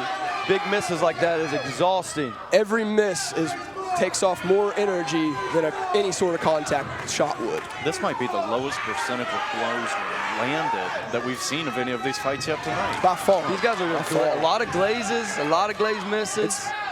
But beautiful Dylan's defense. controlling. Dylan's controlling. That lockup, another lockup from Armon. Look at his exhaustion. Armon's just trying on the to, hips. he's just trying to stay in. He's trying to stay protected. He's going to throw the prayer punch. It's going to come, guys. Nice Big shot right by hand by Dylan. Dylan. And they lock up again here. Armon trying for a Good right glory hand. shot with an uppercut. Dylan had a No little hope. choppy one. Dylan's going to have to keep his gloves up here, though. At the Yes, end he of this does. Fight. Armon's still Good throwing hook big there by punches. Armon. Armon landed a good right hook. Hit it again. We got 30 seconds. We got 30 seconds to the end of this fight. Murphy still applying pressure. Gosh, he's... Oh, and a big shot from Murphy. It looked like it barely whiffed. Another whiff good there right from from Murphy. Armon, Did counter well with that right. Armon's got a couple good counters in the last 10 seconds, guys. Here we go. Who wants it? Now Murphy pushes in. Go forward, Murph. What a fight, boys. Good bout. Good bout. Both these fighters look gassed. Yes, they do. Armon. The last minute of Armon's fight, though, guys. The last minute of that last round. I don't hear what he said. Armon's got the glove up. He thinks he's won this fight. He's very confident in how that fight I just went. feel like Murphy had too much pressure the whole fight. I don't know. As far as volume goes, Murphy definitely had the volume, but the significant contact, a lot of that could go to Armon there. So he had a lot of very solid shots, a lot of body shots that were unrecognized, because Dylan seems to be unfazed by them, but they do take their toll over time. Armon's uppercuts was amazing. Yes, they were. Oh my gosh, they were so strong. As Thomas said earlier, that was the highest percentage of misses that we've probably seen tonight, but that's just due to the defense and speed of these two boys. Defense is so defensively sound. I like Armon's Philly, almost like a laid-back Philly shell. Yeah, yeah. His reaction time is incredible. We're real close to the last call, 50-50. Well, fighting southpaw out of that Philly, too, but yet it seemed like most of his power was coming from the right. I mean, that almost seems counterintuitive to me. No, he had a lot of power in the right hand. And he led with a right hook a lot. The right hook, honestly, in my opinion, was his best throw. That right hook would allow him to set up that left straight. It was going around Dylan's guard often. Yes. But my goodness, what a defensive game. Wow. Yeah, those boys deserve the title that they have at the least, and either one of them walking out of here, I'm sure is going to be happy with their performance. It was very good performances from both fighters. Fight of the night, so far to me. So far to me. And we're sitting here waiting on judges' scores. We know this was a tough one. As Murphy tries to get the crowd going here, and he thinks maybe he can get the fans in his favor, sway those judges just a little bit. Any little bit helps with those judges, they say. I'm sure it's not an easy job remaining objective throughout these, but It would be tough. It would be tough. Tate, give us a shout out to the Lockards there.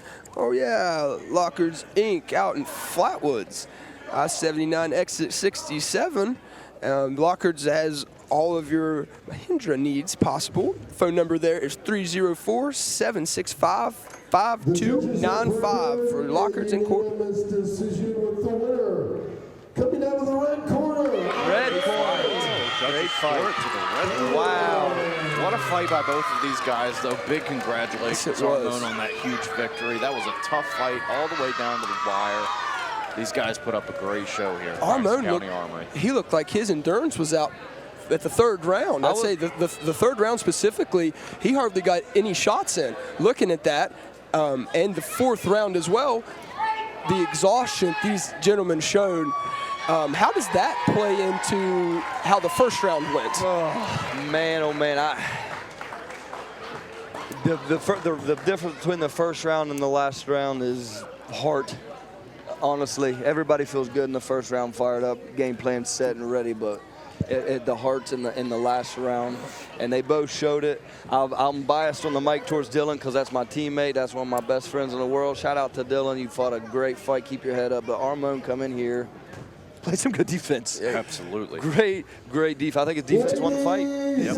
Well, those first two rounds, he did such a good job just changing the level of the fight, in and out, back and forth, up and down. You know, we were trying to figure out the whole time who was going to land the first clean blow. Yeah. And on top of that, Armon ate a good bit more than Dylan seemed to have eaten as far as volume goes. As far as volume goes. However, Armon had those significant shots that seemed like they did more damage. And I think that's a lot of what the refs were looking at there, or the judges were looking at there.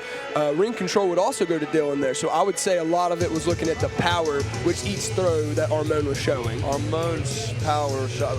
Armon's uppercuts is some of the greatest I've seen tonight. Yes, Especially fighting at 168 pounds. I mean, Yes. you know, that's not super heavy of a fighter to still have that much And to power. be that tall. Right. At 6'4", probably? Goodness. 6'3", at least. Easily.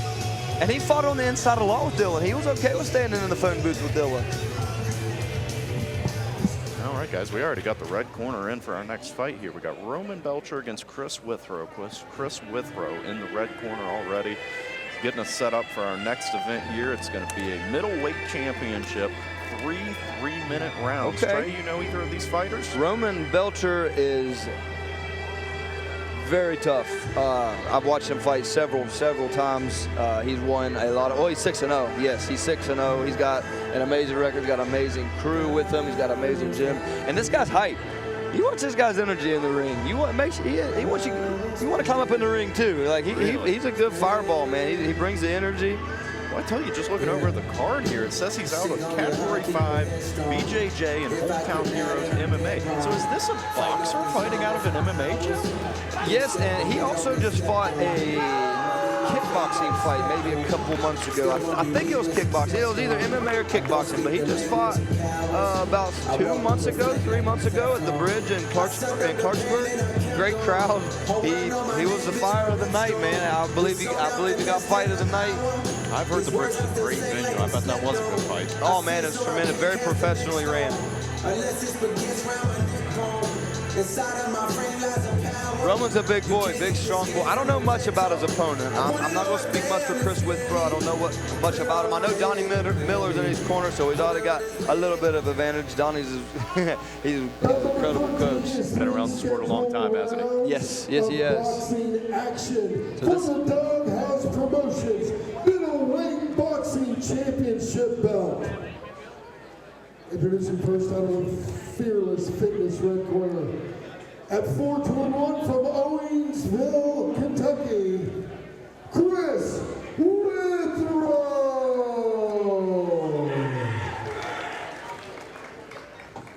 Serene fighting out of the Sun Moose blue corner from Category 5 BJJ and Hometown Heroes MMA in St. Albans, West Virginia with an undefeated record of 6-0. Roman the Gladiator Braxton.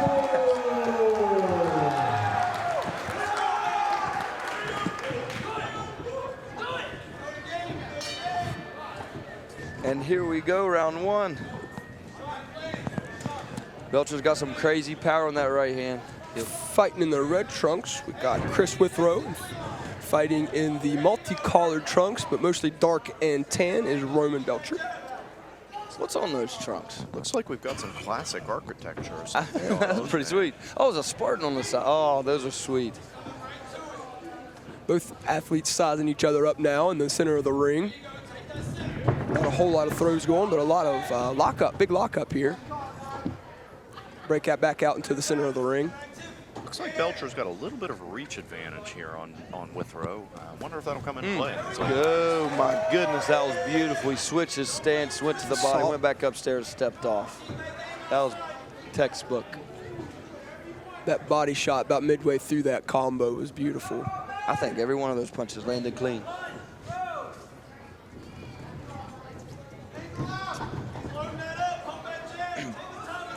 So you can see here Roman is trying to keep distance. When he does accidentally get too close in, he tries for the lockup and then steps out immediately, just trying to keep that distance from Chris Withrow.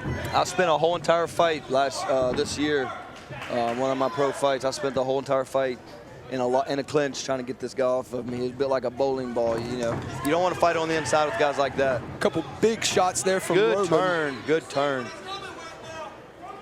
Roman's got control. Withrow backed into the corner here.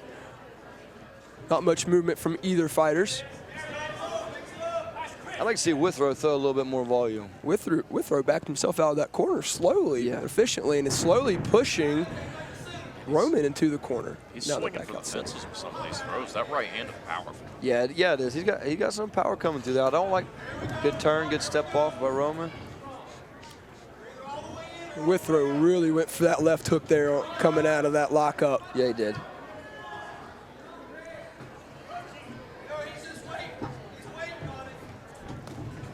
Roman keeping distance here. I'd say he's keeping distance. That's key, and you can see that that's key for him. I like the patience between these two. Both of these guys look like experienced fighters. Won't be long before these boys stamp a pro card. Big power by Roman. Neither fighter leaving any opening for the other.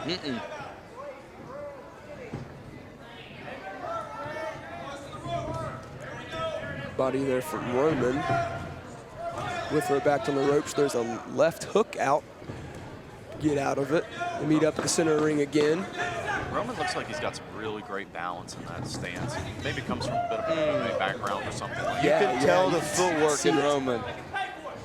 I love the switch stances he does. He does it so fluently. If you guys notice, his footwork's almost as a kickboxer's footwork. I was just telling Thomas while he was at the restroom. His most recent fight was a kickboxing Oh, match that about makes sense. 2-3 months ago. That's it. Dominated. You can dominated. tell by the way he steps into, he goes from that southpaw back to a normal right-handed stance, and then back to that southpaw. The way he angles that in, you can just see the footwork. And Yes. like Thomas said, the balance is immaculate. Thomas, what would you do if you was Chris in an adjustment here in the corner? What kind of adjust? Chris, obviously volume.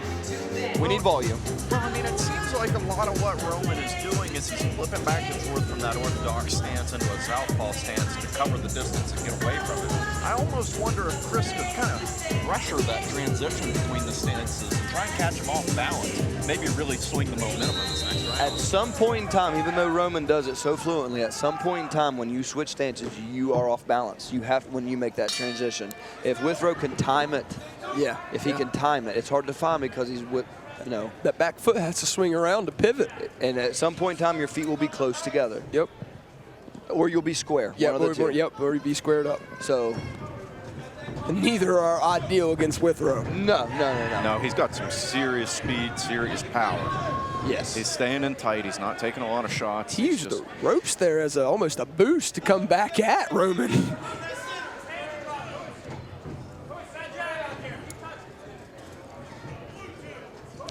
Withrow needs to slip to the outside of that jab instead of the inside. You slip to the inside, you're going to that power. That was a great turn there from Roman. Yes, it was. Roman switches feet. I mean, if you can get away with it smoothly, it makes it really tough on your opponent. You always got to switch your stance. You always got to switch your game plan. So Roman remaining in the center of the ring for the most part. And say Withrow takes over the center of the ring now. Big right hook. I think it hit more glove, but man. Couple shots to the body there. Even through those gloves, those punches, you still two felt good straight lefts. Yeah, it was. Quick, snappy little lefts.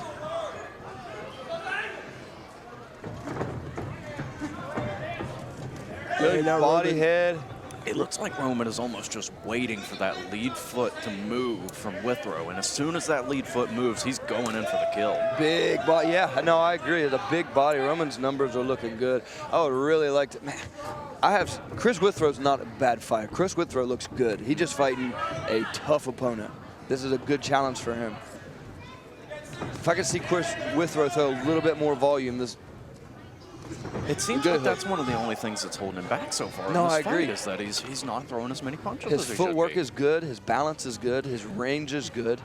He's just not throwing a whole lot. It seems as if he's throwing keeping a left jab going, and then whenever Roman steps in, he's trying to go off of a right hook as tight as possible. Right there it is. Right there it was again. There was a tight hook. He's trying to get that right hook. It looks like he's almost baiting him in for that right hook. There's a left. There's a left hook. Roman's angle. It almost seems like Withrow doesn't know how to come at Roman. I mean, he's doing such a good job timing these first punches that he doesn't know how to set up a combo. This is a good time to fill up your gas tank in between these trades, guys. A good in-shape fighter fills up his tank, and he's ready to go again right here. That was a 10-second. You're maybe at 15-second gas tank fill time. Yeah. And we've had one punch thrown in that whole time. Another thing I want to point out is your gas tank is going to be, it's going to take more to step backwards in a fight than it does to step forward, just because your momentum, when you're leaning forward, you're just catching yourself with your feet. When you're moving backwards, you're stopping your entire body with each step. So Roman right here with energy conservation has a disadvantage with trying to keep distance. However, he is not showing much disadvantage at all. He seems to be using that to his ability, the best of his ability, with that plant foot, coming right off of it with that right hook. He's planting and shooting, Roman's won these 2 rounds, but you can't. Yeah, I gotta give some. Chris Withrow's a good boxer. He is. Chris Withrow's a good boxer. He's struggling with Roman's volume and angles, but I'd like to see Chris Withrow unload here. I would too. I'd like to see what he has in his tank here, because he doesn't look much gassed at all. So he has a grimace on his face. And it looked like he was holding his hip after the end of that first round, or into that round right there. But I couldn't really tell what he seemed like he was grimacing over. Something on his left side somewhere. Maybe a good body shot. Roman was doing body work. It definitely could have been. I couldn't really tell what he was holding, but I could see a grimace pretty hard. And they're back at it in the ring for this next round. Here we go, last round, I believe. Roman started out in an orthodox and switched southpaw real quick. Withrow keeping the pressure on. Big right hand. Big right hand. I felt the sweat over here, Yeah, guys. That landed in a splash zone. Yeah, I think some spit just landed in my eye right there. But Roman comes back with a combo. Another big shot. All This is deflected what we by needed Chris. This is what we needed, intense pressure from Chris. And Chris is unloading. Do you think right Tony now. Miller was over there telling Chris, hey, look, we might be down these first 2 rounds. You got to take some shots in this 3rd round. Yeah. He's listened to the advice. 100%, 100%. Good pressure, he's got good pressure. Keep him there. Chris good turn by. seems like a different that's fighter. A professional turn. He is a different fighter this round, ain't he? Yes, that double right hook. I like that double lead hook. I like to see a straight left behind it. You can almost see in Roman's face that the momentum of this fight has changed a little bit. Yeah, yeah. Got Roman on his back foot a little bit. I like to see this pressure all the way through. This has been a different fight. Yes, it would have been. Good turn by Roman's trying to get that turn. Oh, 2 good jabs. Roman fights well on that back foot, guys. Withrow is putting the pressure on. That's how you can see him exchanging words in the ring. I wonder what they're saying. Well, I like to do that. You all see me run my mouth about the whole fight. Oh, yeah, oh, yeah. Out of sheer love for the sport. Solid jab there from Roman. Yeah, Roman kind of reminds me of like the Iceman Liddell, just able to throw that jab while he's moving backwards, make solid contact with it. I like the double lead hook Roman's throwing. That pop, pop. Not so much pop on it, but it's just to help him change angles. It's helping him move a little bit. Another good combo for him. Roman looks sharp, guys. Withrow seems not be able to dial in his accuracy as much. Roman started doing a little bit more head movement this half of the round, and I think it's really changed the round back towards Roman's favor. Good body. That is not slowing Withrow down, and he is applying the pressure. He is not letting up at all. Well, you can hear Roman's coaches over there shouting, he's going to start bull rushing. He's going to start bull rushing.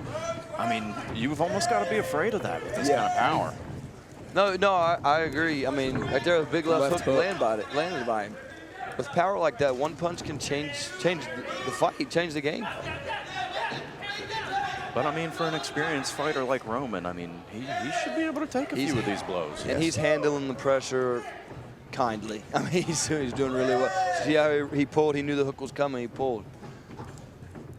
Let's see if you notice now, Roman's countering a lot less than what he was at the beginning of the round, and I think that's been a big deal for him. He's saving up a lot of energy, and with those quick counters, he has a lot more power with his counters and those quick combos. Watch Roman. When Roman throws a left hook, he's using it to assist him to make the move to that side. Absolutely, and it turns it. He's following his own punches really well. That's been a pretty great fight, guys. Roman's looking very confident walking around the ring. Very confident. He knows he owns the place. I think I'm with him. I think he's won this one. I think he has too. Great fight again.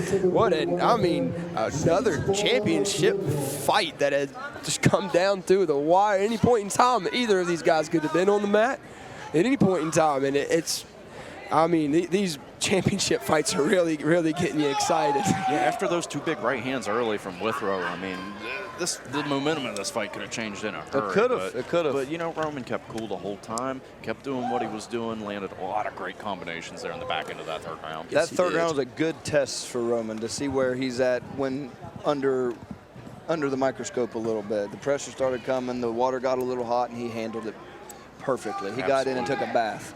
Yeah, that's right. And Doghouse Promotions middleweight boxing championship.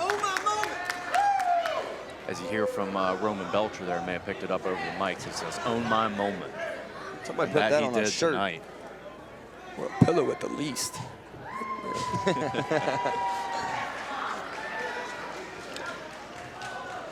Crowd's really thinned out this year. Everybody's getting sleepy. It's 9 o'clock. It's bedtime in Braxton County. Church in the morning, a lot of places here. If not that, then a lot go right back to work. We got two more fights left, guys, with co-main event and the main event. Roman is still up there excited as they bring in the cards for the official. Out of the blue corner, Roman takes the unanimous decision. He didn't even let the ring girl put the belt on it. He snatched that thing in a hurry to dance around that ring. Got 2 belts now. 2 belts. 2 belts. Count them. 1, 2. 2 amateur belts. I don't even have enough belt loops for 2 belts, guys. You gotta find a fine line of confidence and arrogance, though. Yeah. Yeah, you say last thing you want is your home crowd to turn against you. You got to be careful. That can all happen with an attitude. Yeah, however, you gotta be finding that line's tough. There's a gray area. There's a gray area. You got to understand how good you are and know that you're the best in the room, but let your hands talk. Yeah. Yeah, and he definitely did let his hands talk for sure. That he did do. But at the end of the day, everybody seems real happy in the ring. They're talking to each other with some pretty decent sportsmanship. So that's happy. That's always good to see. That's always good to see. It's been good, clean fights all the way around tonight. We can't ask for anything more out of an event like this. I mean, they've done a great job putting this on. Got some great fighters here, and I'm excited to be a part of the things that are happening here in Braxton. Guys, thank you all so much for doing this with me. This has been awesome. This is the first time these two's ever been on the mic. You can't ask for more professional voices. It's been fun, guys. Absolutely. Thank you for the opportunity. Thank you. It's been a blast. And we're not done. We're not done. 2 more big fights coming Terry up. Eagle, 4-1 from Gasaway. fighting Craig Hetlinger from Barbersville. 7-2. Got another couple of West Virginia boys here with some fighting experience, both with winning records. Something big's about to happen. Yes, it is. When you ask for a blue-collar brawl fighter, Terry Eagle's your You guy. want Terry. Terry You Eagle's want your Terry. guy. I heard once around the corner that he was 27-0 in street fights. Wow. 27-0. Wow. It's, wonder who held those cards, man. That's a great question. 27-0 in street fights. I wouldn't put it past him. This man's built. Craig is built. Strong. With a classy look. I like the black and black guys. Black and black with just gray, keeping it simple. He looks. I wonder what the age of Craig is. I think these guys are right in the same age category. I mean, it looks like he's fought 10 fights so far in his career, you know? So both of these guys are going to be pretty experienced. Yeah, true. Terry Eagle, here we go. I'm going to be biased towards Terry Eagle because it's our hometown, but here we go. I feel the crowd. There's a few left out here smiling and enjoying it. Terry is not taking his time walking to the ring. He is getting there and he is getting in it. Terry's dangerous, guys. Terry's honestly dangerous. You can't hurt him, A, and his right hook is is mean. That it is. Both fighters here looking like they're ready to go. I was about to say, Craig himself over there, he looks like he's locked in. Terry's about to throw 400 punches this first round. You boys wait. I hope to see it. Introducing first out of the Fearless Fitness Red Corner. I hope to from see it. Barbersville, West Virginia, at 7-2-1, Craig Hetlinger. See what the crowd sounds like for Terry. Across the ring, out of the St. Louis blue corner, from Gasaway, West Virginia, at 4-1, Terry Eagle. And we're still here for him. Applause here for the hometown kid. Terry wearing the black trunks with gold trim, and Craig wearing the all black trunks Mike with Tyson style, baby. almost zero trim, except the title being a little gray. And the fight begins. Touch gloves, here we go. Once it starts, it don't stop. Here we go. 3 2-minute rounds in this fight. Are we at 2-minute rounds? Okay. And both fighters coming out swinging, not a whole lot of contact. See Terry on the back of his heels, but throwing a lot. Now they're throwing. These are some good, quick exchanges here. Terry's got some speed, guys. Craig's no joke either. Craig looks a little bit more technically sound right now. However, Terry's got a little bit more volume thrown in. Both of them sizing each other up right now. A lot of speed and movement in what Terry's doing, too. Yes, there is. Snapped his head back with the left. Is he a southpaw as well? I can't tell. Oh, we switched? No, I don't think so. I think- may be wrong. I think Looks you like just these are stepped both forward there. orthodox fighters. Yeah. They're just throwing so many punches right now. They gotta move around a little. Squares up with sometimes. Terry's Looks like Craig is kind of leading right now, he leading is. the charge. Terry's stuck on the back foot a little bit too much. He's leaning back too much. He took a good shot there to the right side of the face, or left side of his face there from from Craig there a minute or so ago. I'd like to see him do a slip or a roller rather than pulling and leaning back. It really affects the momentum of the fight. Craig's really upset he missed an opportunity there for a left hook. Really upset at himself. Craig's done a great job ducking under a lot of these exchanges so far in the fight, but it looks like he's got a cut on the top of his head. Oh, we got a headbutt. wow. We got a headbutt, guys. That's or an elbow on top of the head, that's one of the two. That's a chin or an elbow on top of the head. Oh, there. big right hook. right, yeah. You got to knock Terry out to beat him, though. He ain't going to lay down on you. You know, I'm impressed with Terry's pace. Yeah, I think he understands he's got 2-minute rounds instead of one. However, Craig comes over top with a left and a right, and then has Terry in the corner, but Terry stands right back up. Yeah, Trey, you've seen Terry fight a few times before, and you know you've always kind of described him as someone who wants to throw a flurry of punches. He's a flurry type fighter. He knows he's got usually 1 minute round. He's a flurry type fighter. He once the switch is turned on, it's not turned off. But you know he's fighting a little. He plays some defense. Like I said, I like to see him slip instead of pull.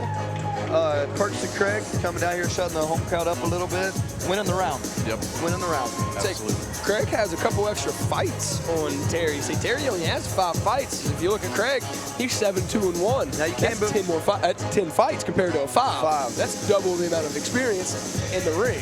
True. Yeah, Terry's 27-0 in street fights, I hear. So That's big.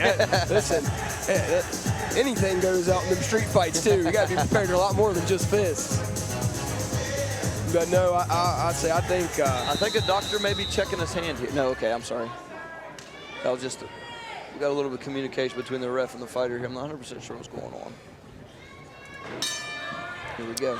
Round 2 out of 3, correct? Yes. 2 out of. Terry's got to get off that back foot. Craig's got to keep applying pressure. Oh, 2 good double fight, jabs. Terry there.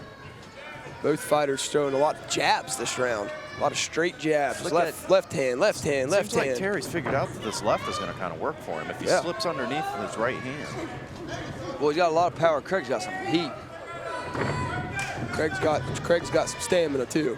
Oh, big good right hand by Terry. But does not slow Doesn't Craig down affect Craig at all. He smiled down and off. Oh, he actually, it made him mad. 2 lefts. Man, I see you. I see you, Terry. Terry's putting in Good a lot combo. of body shots. Good combo. However, Terry's backed up against the ropes, and Craig is just teeing off on him He's now. got to get himself out of this position here, guys. Terry with the push off there to get out of that. Get some distance created. Craig starts pushing again, using that left as a lead, coming over top with the right. He's going for the knockout. Craig looks like he's back into control, guys. Craig's really. Oh, what happened here? Caught the fight. He's seen something. His hand. We got a hand. Oh, no, did not. What is going on here? His hand. They called the fight. They called it? Called it. Broken hand, maybe. Great eyes on the referee. You could see him shaking his hand, having problems with it. I think that's what they were discussing in the corner there a minute ago. So if you notice, it definitely dropped down it a lot. Looks like a wrist injury or a hand injury or something going on here. Yeah, I could see him shaking it in the corner there during the break. And they was discussing it during the round or during the break as well with the referee. So I'm sure he was like, I'm going to keep my eye on that hand. You need to be aware of that. Yeah. I agree with that. Well, and that's no joke to go through a whole round trying to fight like that. No. My last 2 rounds of my last fight was very similar. Yeah, I remember that.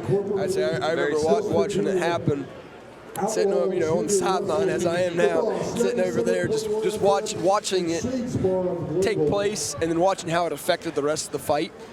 And as a fighter, you usually, if you can, you want to try to hide that from your opponent so they don't take advantage of it. But also you want to hide it from the judges as well. Most definitely, but sometimes you got to know the limit. Sometimes Terry's got work Monday morning. Guys. Yes. So I'd say everybody has priorities here. Appreciate the referee. Keeping these fighters safe. And more great sportsmanship between these two guys, too. Yes, for sure. Yes. Craig fought well. Craig put up a great fight. You can't ask for much better outing from Craig. I mean, that puts him at 8-2-1. 8-2-1. That's impressive. It's impressive. He come out and he dominated. He really did. He come to the hometown. He come beat a hometown boy.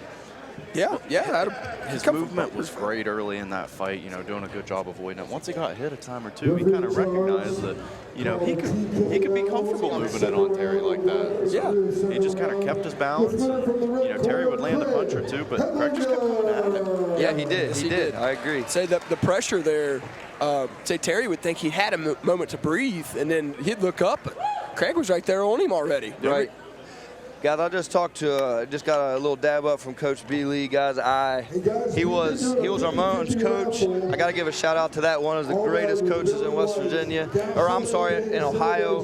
He's been around. He knows what he's doing. He's very intelligent, one of the most kindest men you ever meet. Shout out to Coach. And put out a great fighter. You put a masterpiece together, guys. Yeah, I'd say Armand Bellman taking up to 2-1 now. Honestly, a 2-1 record. I mean, that one loss, that'd be hard to accept. That because that. I'd like to see the guy who fought. Yeah, I'd like to see who he lost to. And odds are it was probably his debut. Most professional fighters on their debut have a rougher time than on the next couple fights. So, 50-50 raffle. Yeah, Billy Joe White, Braxton County Eagles #1 fan out here doing the drawing for the 50-50. We're going to see who wins that raffle. Again, all of that money is going back to the Gas Away Days committee to put on that celebration that they have every year. Big event. They usually have a big name artist down there. They've got a bunch of rides. It's a great time. If you can ever make it out to support Gas Away Days, it's wonderful. All that money goes right back into the local community. While we're at it, go ahead and shout out a couple other sponsors, such as Fearless Fitness by Carissa. You can find them on Facebook, along with WVU Outlaws Wrestling, who are supporting us and sponsoring us and allowing this to even take place. And speaking of sponsors, I wonder if we're going to run into any of these fighters down at the Sutton Moose tonight after this event. I'm sure of it. It was an amazing time down there last time. The after party was tremendous. Tate was with me. I think you was at work and wasn't able to make that event, but the after party at the Moose was it was nothing. It was special. It was special. Absolutely. All right, the Gasway Days Committee wants to thank everybody for participating. Guys, real quick before this last fight comes out, the main event next weekend, and I can't elaborate on it much because I don't have much time. Next weekend, our movie that I had an honor to take role in with Christy Martin and Lynn Edwards comes out this coming Saturday now, a week from today. The movie premiere. Curran Sheldon produced it. He's a Grammy nominee. We watched the trailer earlier, guys. What an trailer has me so hyped. I'm excited to see this movie. It's about boxing. Trey, what's the name of this movie? The name of this movie is called Beat Down. It's a blue-collar boxing movie. It's a boy trying to make it, working a full-time job, just like you here in West Virginia. It has a lot of the tough man fighters in it. There's a lot of names represented. Doesn't it take place, like, kind of in a tough man setting? It was the fights was taking place at a live crowd at the Tough Man in Beckley last year. Wow. So, you know, I know now that you can watch all of these, you know, these Tough Man events through Barstool Sports and stuff, but this is a local thing that's been going on in West Virginia here for decades now. I mean, we have seen hundreds of thousands of fighters come through these Tough Man events, and for them to be doing a movie centered around that style of fighting, centered around West Virginia fighters, and really involving people who are participating in West Virginia fighting, such as yourself. You've got a couple other local people like Keith Barr. And then you decide to throw Christy Martin, Hall of Fame from West Virginia. You throw her as one of the stars. She's my grandmother in the movie. It's incredible. Guys, let's get back on this fight. I'm sorry, I elaborated too much. I believe Brock Willis just walked to the ring, a veteran of 11 pro fights. This is a professional bout. 6 rounds, guys. 6 rounds. This is a championship fight. Doghouse Promotion heavyweight pro boxing championship. Wow. Signal 12 Gym. Yeah. Keep an eye on them. They're dangerous. They're dangerous. Cody Pearson out of Signal 12 Gym. Walking up to some John Cash. He's got a whole entourage. I know the face. I know the face now. I didn't recognize the name, but I know the face. This is going to be a good fight, guys. Yes, it will be. This is going to be. I don't know if this one goes to the cards. 6 rounds to the cards. I can't imagine what kind of a toll that takes fighting for that time. I'm hoping for a good one. Well, my goodness gracious, let me tell you the news. My head's been wet with the midnight dew. I've been down on the bended knee. Got both fighters in the ring now, getting ready for these rounds. This is the main event, last fight of the night, guys. Thank you all so much for hanging out with us. We're going to try to do our best to give you the best broadcasting for this main event fight. These guys are some of the best in West Virginia. Thanks again, Lockhart's Incorporated, AIS, Dutch Miller, Shades, Outlaw Wrestling, Fearless Fitness, Sutton Moose, Boss 97. What a wonderful event. Thank you guys so much. A beautiful roll off the tongue. That's how you hit all of those. All right, now strap up your bootstraps, get the popcorn out the microwave, and get ready for a great fight here for our final fight of the night. Doghouse Promotions Light Heavyweight Pro Boxing Championship. I see Terry Eagle over there with an ice pack on his hand. Yeah, it definitely looks like he's got something going on there. Hope he recovers quick. Brock Willis. We had 2 injured fighters tonight that weren't able to continue. Shoulder and a hand. Shoulder and hand. Both local guys, Yeah, too. both Kevin local Thurn, Terry Eagle, both guys right here out of Gasaway, West Virginia. West Virginia. Pearson sponsors include French Trucking, BSA Logging, Rock Solid Excavating, Cowboy Town Horse Riding, Black Bear Bakery, Beta Vista Farms, and Love 5 Horseback Riding. With a record of 4-1, Cody Got a good backing, guys. Got a good crowd. Got a good backing. Also wanted to mention he loved horseback riding. He wanted that mentioned in there. I love that. We got Cody Pearson fighting out of the blue corner in the red and black guild trunks. And then we have Brock Willis fighting out of the red corner in the black trunks with red trim. You can probably hear the fans back here. We got a big group of kids supporting Cody. And Cody's got a big fan base, it seems like. You know, Southpaw and Cody. Brock Willis is a volume puncher. He's a good pressure fighter. So Willis attacking there, but nothing seemed to connect much. Just applying pressure. Well, these guys are coming out of the gate hot for a 6-rounder. See, neither one seemed to have been touched by anything yet. Just a lot of flares. Yep.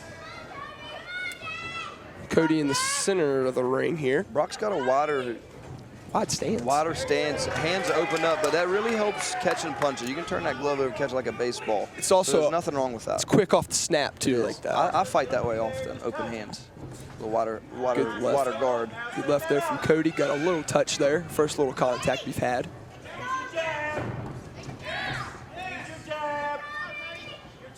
Couple throws there from Brock, but all kind of flared off there. Left hook misses. Line back up the center of the ring. I like Pearson's patience here. He seems to be taking his time, really filling out what's going on here. He's got a snappy jab. He brings it back to him for his face. Brock's a little off balance with the right hand. He kind of falls into it.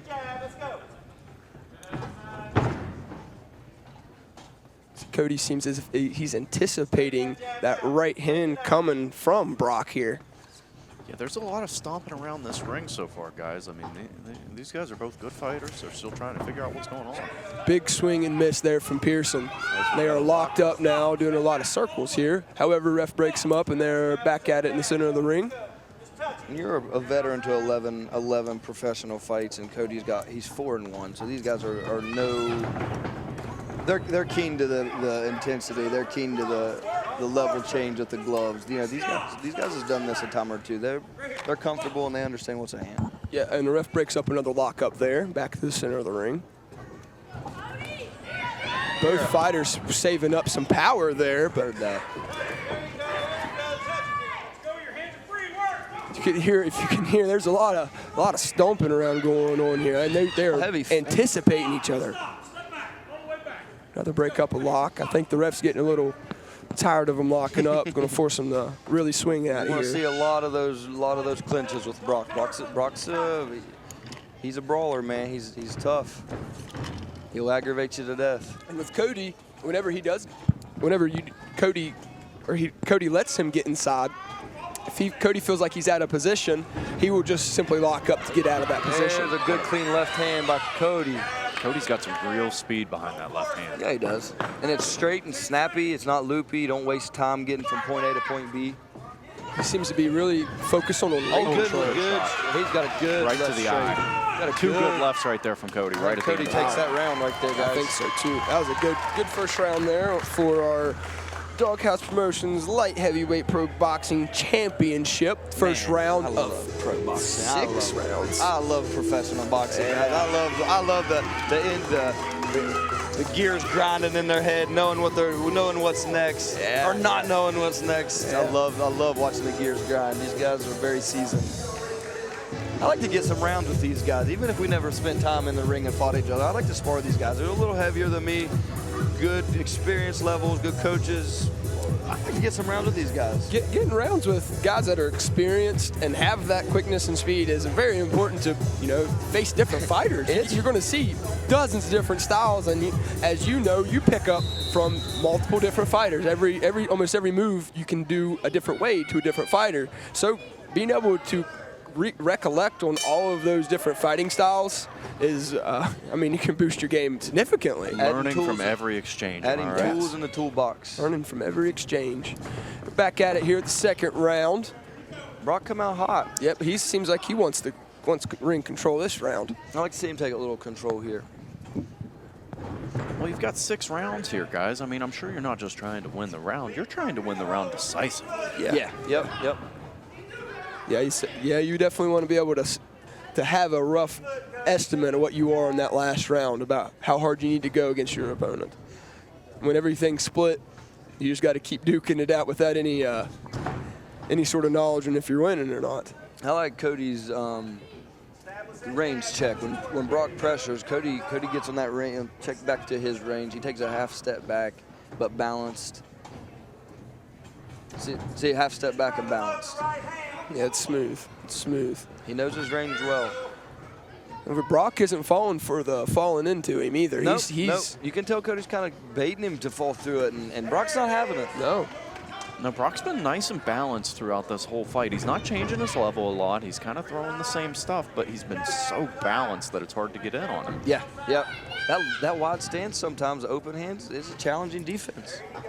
And just the threat where that right hand is always cocked is always going to be a sign to slow down there for Pearson. If that hand's cocked already. Especially with the kind of torque he's throwing right now. Yeah. Really getting them hips involved with each of those throws. Footwork by both fighters here, trying to get an edge over each other, trying to get that inside foot. Outside foot game. That outside foot game is so important with a southpaw and an orthodox fighter. They're both going for it.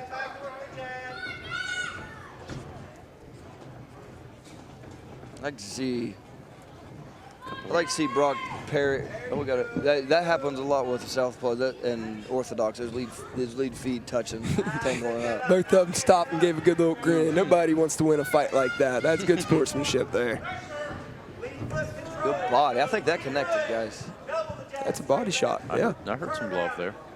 These guys have been exchanging a lot of short jabs just back and forth to the forehead. Very defensive fight, and a lot of near misses. Let's say this is probably our highest miss now since the Murphy fight. Mm-hmm. There's been a lot of miss throws, near misses. There's 10-ounce gloves is a challenge. Yeah. So you throw a lot more as well. Yep. It was a good left straight. Found a home. Touch the nose there. I like to Brock. I like to see Brock get that left hand a little higher. Baseball catch that jab and then shoot the right hand. It's not really. You can hear Cody's coaches over there telling him to keep using the jab, but I think he's got a little bit of hesitancy to do so because he's afraid Brock's right hand. That right, Brock's got power on the right hook. And it's, like I said earlier, it's constantly cocked. There is no recoil before he lets it off. It is immediate. Absolutely. Immediate. It's like a short cannon. Yeah. It's very effective in this fight. Keeping Cody at least back off of Willis here whenever Willis does step in. Guys, I must change the subject real quick. Coach Tim Wheeler come out here and decided to eat our whole entire pizza while we're over here on the mic. He's chowing down. He worked hard tonight, guys. He absolutely did. He got a couple good fighters tonight. Not hard enough to take my pizza. He said, don't take his pizza. Let me tell you who else we got right here behind us. It's the one and only Billy Joe White, Braxton County Eagles #1 fan. Can you just give a hello to the people in the audience, Billy Joe? Hello, guys. Yeah, Billy. He puts a lot of work into the county. He's a full-time Braxton County fan. There's no way around that. That's right there. Important people to our county. Yes, absolutely. he is. Yes, he is. Statue of Billy As a Joe. good, quick exchange starts off this next round here between these two. Willis has Cody in the corner, but Cody seems to have Willis locked up, but now they're back at the center of the ring here. Yep, referee Matt Jones telling him again to break that up. Let loose. We're not holding on to each other. We're here to fight. That's right. You see Brock make this fight a little dirty. Get on the inside, put your head on his forward chest, rip to the body. I like to see Brock come forward a little bit. He's going to have to. Yeah. And Pearson's looks like he's going to stick right to his game plan and not change a thing. Pearson's got a good game plan. Yes, he does. He's keeping range, but also closing in while keeping range. I'd say it's an odd but effective technique. Trey, it looks ideal. like Good left Left hook there. Jay, it looks like every time these guys go to throw an exchange, it looks like they're trying to just take that lead foot slightly to the outside of the other person's lead foot. What's that doing for them? As an orthodox fighter, if I'm fighting a southpaw, I want that outside foot game to get that rear right hand in line with my opponent. That's what that does, because if their foot is on the outside, now their lead hand is now in line with you. Good right jab there by Cody. So the main goal of fighting a southpaw or vice versa is get the foot on the outside to get that right hand to find a home, or left hand to find a home. So the difference between a southpaw and orthodox, a lot of times though, southpaws fight spar a lot more orthodox fighters than orthodox spar southpaw. Right, just like a left-handed pitcher going up against their left-handed batter, you know. Just don't see it a whole lot. Absolutely. Good interchange here between Brock and Cody here up in the center of the ring. They seem like there's no more feeling each other out and just kind of going for it here. Yeah, Tayton, it's funny, you know, as you mentioned that, right, as Trey and I were talking about stance, Pearson switched for just a second to an orthodox stance. Yes, and he as did. soon as he did, Brock Willis just started teeing off on him, and you see he quickly went back to that southpaw stance. It's almost like he didn't think that was a good decision. No, he hopped in it real quick, and a couple little pops there from Willis decided real quick to change that back. There was almost no point to it other than to learn that it's not what he needs to do. Absolutely. And he realized it quick, and he's right back into that, back to his game plan. His game plan's back to working again. Keeping touching distance, keeping his touches to hit contact, staying defensive. Third round, 10 seconds. Oh, it got chipped on the nose there. Those hurt, guys. Right on the end of the nose. Those hurt. Looks like they're not even going to give us an exchange at the end of that round. Oh, Patient fighters. both fighters may be confident enough that they won that round, or both fighters could either try to give up a round just to save energy. It's these 6-round fights, it kind of gets changed up a little bit. It's not flashy. It's not flashy, guys. But it's working. It's professionals doing their professional work. I fight very similar. I'll be honest with you. I'm not a flashy fighter. I fight very similar. I spend 3 to 4 rounds dissecting and understanding and countering. My last 2 rounds, I'll turn it up a little bit. This fight has been the most similar to the last fight of yours that I watched. No, I agree. Most similar by far. I'd like to see him turn it up. So we're starting round 4 here. I'd like to turn it up maybe 5 and 6. Yeah, I think so too. I'd say round 5 we'll see the best exchanges. Of course, if it makes it there. Now, is this something that Coach Miller has worked with you on, or just something you've kind of picked up on your own through the years, Trey? I'm sorry, what was that, Thomas? I said, is this something that Coach Miller has worked with you on before, or is this just something you've picked up from experience through the years? This is definitely something Coach Tim Wheeler, Coach Tim. Yeah, this is something that this has come through hours and hours in the gym with them, and but it also comes with experience. You can't just go in there and automatically know that. You can be told that 1,000 times, but it does take experience. So there's a little bit of both. Educated experience. Yeah. A lot of it you can throw at your assistant coaches as well. When your head coach isn't working with your athlete, you're not being worked with by your main coach. A lot of your assistant coach, such as Miller, can really come into a play and have a lot of effect. Correct. Well, just like you said, a diversity of fighters, getting something new every time from them. I'm sure it's the same thing with coaching. Good left straight from Cody. The chess match between coaches is, which I haven't experienced yet, but I could imagine. He wants the best out of his fighter, wants him to perform his best. He feels like it's on him a lot of times. Another lock up here and back to the center of the ring with Cody and Brock here. We're not exerting much energy between these two fighters, I'll be honest with you. No, I'd say, good right jab there from Cody. Yeah, it was. We're relaxed. We're not throwing a whole lot of power. Our feet's pretty flat, just relaxed. These guys could fight like this for 50 rounds. At any point in time, one of them messes up, could be the end of the fight. A game of inches. You can look at them shaking their head at each other, laughing in there. He's like, I ain't taking that bait. He knows the bait's there. He's not taking it. Sweat's pouring off of these guys at this point. Which each throw, even the ones that don't make contact, you can see the sweat fly. Good right jab there from Cody.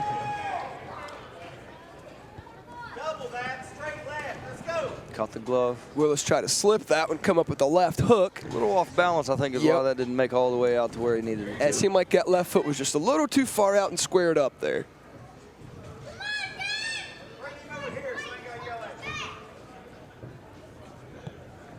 Cody seems like he's backing Brock down towards the ropes. Looks like he's trying to force a little bit more now, rather than just play defense and keep his distance. He's starting to tank a little bit in towards Brock. Brock is keeping that exact same distance. He does not care. Brock's got good range check. Oh, good left. Good left. That Cody. That was fast, guys. Yes, it was. But that didn't seem to affect Brock much. However, over time, they probably will. I think Zach Randolph, my teammate, fought Brock several years ago, and I believe it went to a draw. Don't quote me on that, guys. I can't remember. It may have been a draw, or maybe Zach won by split decision. Brock's got some experience. Yes, guys. he does. I mean, you can see Zach Razorback Randolph is a state champion. Yeah. He fought on a Jake Paul card and won. Yeah. Good shot there from Cody right at the end of the round. Yes, it was. Good body. Guys, we're four rounds in. I'd like to see the last 2 rounds. This is where I turn it up. This is Trey Stout's time to turn it up. I'm telling you that this 5th round here, I think we're going to see one or the other really come out on top as in momentum-wise. I think at the end of this round, somebody's going to carry momentum into the 6th round. We need to see it. I think. I'd say I may be wrong. They duke it out to the end of this round, but I think somebody takes control here. As this 5th round is brought to us by Lockerts Incorporated, Flatwoods, West Virginia. Pick up a Mahindra tractor today at Lockerts Incorporated.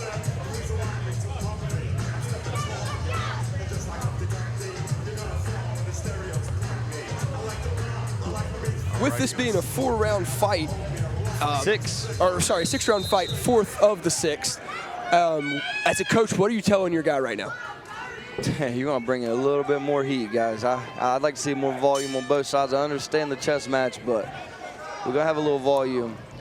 Somebody take control, please. That's where I'm at. Somebody needs to take control. I mean, at this point, every other fight of the night is over with, and we're only 2/3 of the way through this one. Yeah. This is an exhausting battle, guys. I've been here. I've been here once. This is an exhausting battle. It's a long time in the ring. 18 minutes is a long time. Willis changing up his scheme a little bit, using that left jab a lot. I like the flick. And it is connecting. I like the flick he's got. got. Double throwing it here to set his distance. Yeah. He looks like he's waiting for that left hand to go back from Cody to take that right hand straight. You see, every time Cody tries something new, you know, Brock Willis just tags him with something real quick, and Cody goes right back to what he almost was reminds him he knows he's there. Yeah. I'm still here. It's like Brock is waiting for Cody to mess up. Yeah. Good right hand from Pearson. Yes, it was. It snapped that head back a little bit on that jab. I think Pearson's got a little bit of an upper hand in this fight. He's landing several more snappy, straight right hand, left hand. I agree. Not flashy. Just popped him on the nose a little bit. Some extra significant strikes. But Brock's still here. Good body shot. Big body shot. Brock's still here. Brock's still dangerous. He's still thinking. He's timing. Left jab. I just see a big counter coming from Brock soon. I think it's coming too. I think he's waiting for that left hand to drop to take that left side of his face with that right hand of his. He's spent a lot of time prepping for a counter. I feel like he's finding it. Look at him. Look at both of them. Look, and what are they watching? They're even watching each other's eyes. They're watching each other's chests. They're watching each other's hips. Just the range of what they're able to see and focus on in a split amount of second. Big left combo. Left. I believe that's the biggest clean shot we've seen tonight. That was beautiful. Yeah, we're going to turn it up a little bit. Another big left there, but blocked by Brock. I like the energy. Good right hand. Good. Okay, now it seems, it up a little bit. Seems like Pearson's distance. Yep, Pearson's found his distance and he found his rhythm. He looks like he's having a little bit more fun out there. He's loosened up. Yeah. He's loosened up a lot. Right there he is. Oh, big. And now, was that a 2-1? Pearson hopped back after that. It seemed like Brock was a little stunned there, but it looks like Pearson wants to stick to that game plan. Seems like he's starting to lose the fear of Brock's right hand. Yes, he is. Oh, he's talking trash a little bit. Seen questions why he's throwing a sloppy hook. I seen that. Pearson's getting a little lighter on his feet. If you notice, Cody is purposely stepping on the toes of Brock now, randomly, but without throwing, so it isn't technically illegal. get outside the angle. Yeah, what a great observation there, Tate. That's really a good thing to point out in this fight because it's really affected Brock's rhythm trying to counter with that right hand. Yeah, Brock went back on that there about 20 seconds ago, went back to throw a right, and he tried to pick his left foot up to step into it, and he just couldn't because that foot was being stepped on. However, right there, Brock got a hold of Cody's foot right there, and he got him again. Oh, this is wild watching this footwork, man. Wow. I mean, Cody got comfortable. That was the most comfortable I've seen Cody. He was a little flashy with his feet. He looked comfortable. He started smiling a little bit. In and out a lot better. When a fighter gets comfortable, he starts doing things he's comfortable in doing. Yeah. The ring girls out here now announcing the final round of the night tonight, round 6. For the Doghouse Promotions Light Heavyweight Pro Boxing Championship. And it has been a great night here for the Braxton Brawl, too. I mean, it's been at the Gasway Armory, it's been awesome. There's been a lot of good fights. I'd great say crowd. We'll see a Braxton #3 coming before too long. I don't think it'll be too long. Central West Virginia it's too hard not to put a venue on here. You know, you got everything. You got everybody's close. Yeah. Yeah, I would say it's the community definitely likes to arrive for these events. I like that the community supports it, man. The community here is just very supportive of the event. It's hard to get much nicer than people around here. Yeah. Oh, got a hug changing up around here. Looks like they're about to go at it. Cody's going to turn it up. Brock's going to have to fire back. Cody snapped back to Brock's head there. A little sweat landing on my hand there. Another snapback jab. Cody's got it timed up well. Yes, he does. He is in a rhythm, and he is moving, having fun. Another right jab there at Brock's nose. Cody's doing a great job using that right. Every time Brock pushes forward, he just stabs him with that right hand. Good slip by Cody there. A little smile for Cody. I like Cody's attitude, guys. Cody's just in there having a blast. He's having a good time. A confident, humble. Yeah, that's a good definition. Both these guys have put on a good show tonight. Yes, they have. They've shown they're professionals. They showed they are the main event. They showed they deserve the 6 rounds and the belt, guys. Both of these fighters right here are worth being the main event here. I mean, they have earned it, and they are showing it with all of the hard work they've put into this moment. After a near miss on a big right. Yeah, seen that. And every swing has so much potential. Oh, another hard right jab off from Cody.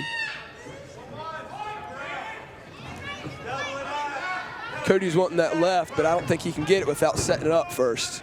I think Brock's just too smart for that. If he gets tangled again on these A little left uppercut left. To the body, to the sternum. I heard the air come out of there a little bit. Right jab again from Cody. Big body. Big right hand to the body. I'd like to see this earlier in the fight, but he's taking advantage of it now. Cody's really coming in control of this round. Yeah, he is. Yeah, Brock's going to have to do something big here if he wants to hold the fight. Cody's coasting now. He's comfortable. He's in rhythm. Brock hasn't changed anything. He still looks as good as what he did in the 3rd round. However, it's just I feel like Cody is really just loosened up. Cody's found some rhythm. Couple left jabs there missed from Brock. Cody with the right jab that connects.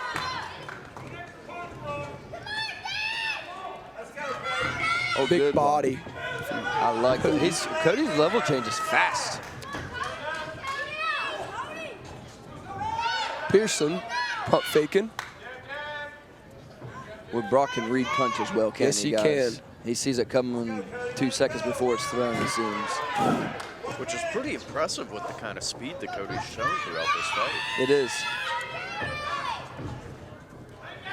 Although volume hasn't been near as high this round, but I think both fighters' throws are more effective. Well, I like to see Cody unload here. Or Brock unload here. There we go. Both fighters unload. Cody locks up. Cody made a smart decision to lock up, get to the 10 set. Yep. Absolutely. Both of them smiling there at the end. What a fight, guys. What a night of fights. Holy cow. Thomas, you want to give us our sponsors one more time before we hit the road? Absolutely, guys. After this championship bout, we want to give another big shout out. Lockards Incorporated, AIS, Dutch Miller, Shades, Outlaw Wrestling, Fearless Fitness, the Sutton Moose, and the Boss 97 FM. Once again, we appreciate your guys' support so much. We wouldn't be here if it weren't for you guys to sit here and watch a great championship boxing match. This has been a wonderful night, guys. let's hear him announce who the winner of this title fight is going to be. Guys, we spent the past several hours with the best seats in the house getting to talk about boxing. I think we got a pretty good job. I think we got the best gig of everybody here. Absolutely. This was a great night. Great, absolutely good. The house was full. Traffic kept coming in. I hope the pay-per-view card was full. I'm excited to see the reviews and see how many people was tuning in. Also, I hope you guys enjoyed us on the mics, guys. I hope we didn't bore you too bad. Also, shout out to all the EMS that were out here, all the doctors that were attending to, all the fighters, all the refs that put out their time, and all the just volunteers that come out and take the time to allow this to happen. Takes a lot of moving parts. Keeping these guys safe is Gasaway Days Committee, everyone. Yeah, keeping these guys safe is one of our #1 priorities, and I think it really showed tonight with the way the refs dealt with things and the doctors dealt with things, and we're very appreciative of that. We like to take care of our fighters so they can fight again. It was professionally ran tonight. Yes, it was. Everybody done a professional job. As the lights come back on here at this beautiful Braxton County Armory, we're still sitting waiting to hear the announcement for the winner of the 6-round championship fight that we just had. Tayton, if you were to score this fight, who would you say came out on top? I say I got to give it overall. I got to give it unanimously to Cody. He controlled specifically the last 2 rounds. He dominated. I wouldn't say he controlled. He dominated the last 2 rounds and controlled roughly the 2nd and 3rd round as well. The ring control was huge. Keeping Willis back on his back foot was really big. And say at the end of the day, just round by round, I got to give it to Cody. I'd say it could be split, but I do think Cody takes this belt home tonight. No, I can't disagree. I mean, Brock fought a great game plan. His reaction time was tremendous. He's very solid. Impressive, solid all the way through. But I feel like Cody was the ring general in here. Yeah, you could really see him open up in that 4th round, the 5th round actually. You can see him really get loose with his shoulders. His shoulders drop down, but when your shoulders drop down, your hands stay up, you know somebody's loose. Somebody relax. Here comes the decision. Unanimous decision. We got a Doghouse Promotion State Championship with the title belt. Well, heavyweight victory for Pearson tonight. Like you guys were saying, after those first 2 rounds, could have went any direction. Coming through the end of that fight, I think it was pretty clear who won right there. Yeah. I'd say both fighters made an excellent outing. Can't be upset as either fighter. I mean, honestly, all the fights tonight, nobody gave up. It was beautiful. It was beautiful watching textbook fighters come in, all these pro fights, all these amateur fights. We had a lot of people tonight that were expected to do as well as they did. Absolutely. And they did perform. They showed out. They showed all of the hard work that they put in, and you could see that most of the fighters that we've seen in the past have grown dramatically as well. And then we had, 4 or 5 debut fights as well tonight. Absolutely. And all of these guys put on a wonderful show. As we're going to lose Trey for just a moment here, he's got some fans coming up for some autographs here. It's good to see these kids involved in the sport, out supporting something like this, just keeping a great tradition alive. Absolutely. We're once again thankful for all of these fighters that came out here. Guys, it's time to wrap it up. I had a wonderful time with you guys. I had a wonderful time here at the Braxton County Armory Brawl #2. We hope you all have a good night. You get a good night's rest, and we'll talk to you all soon. I'm signing out. Thank you, guys. Thank you. Y'all have a good one. Good night.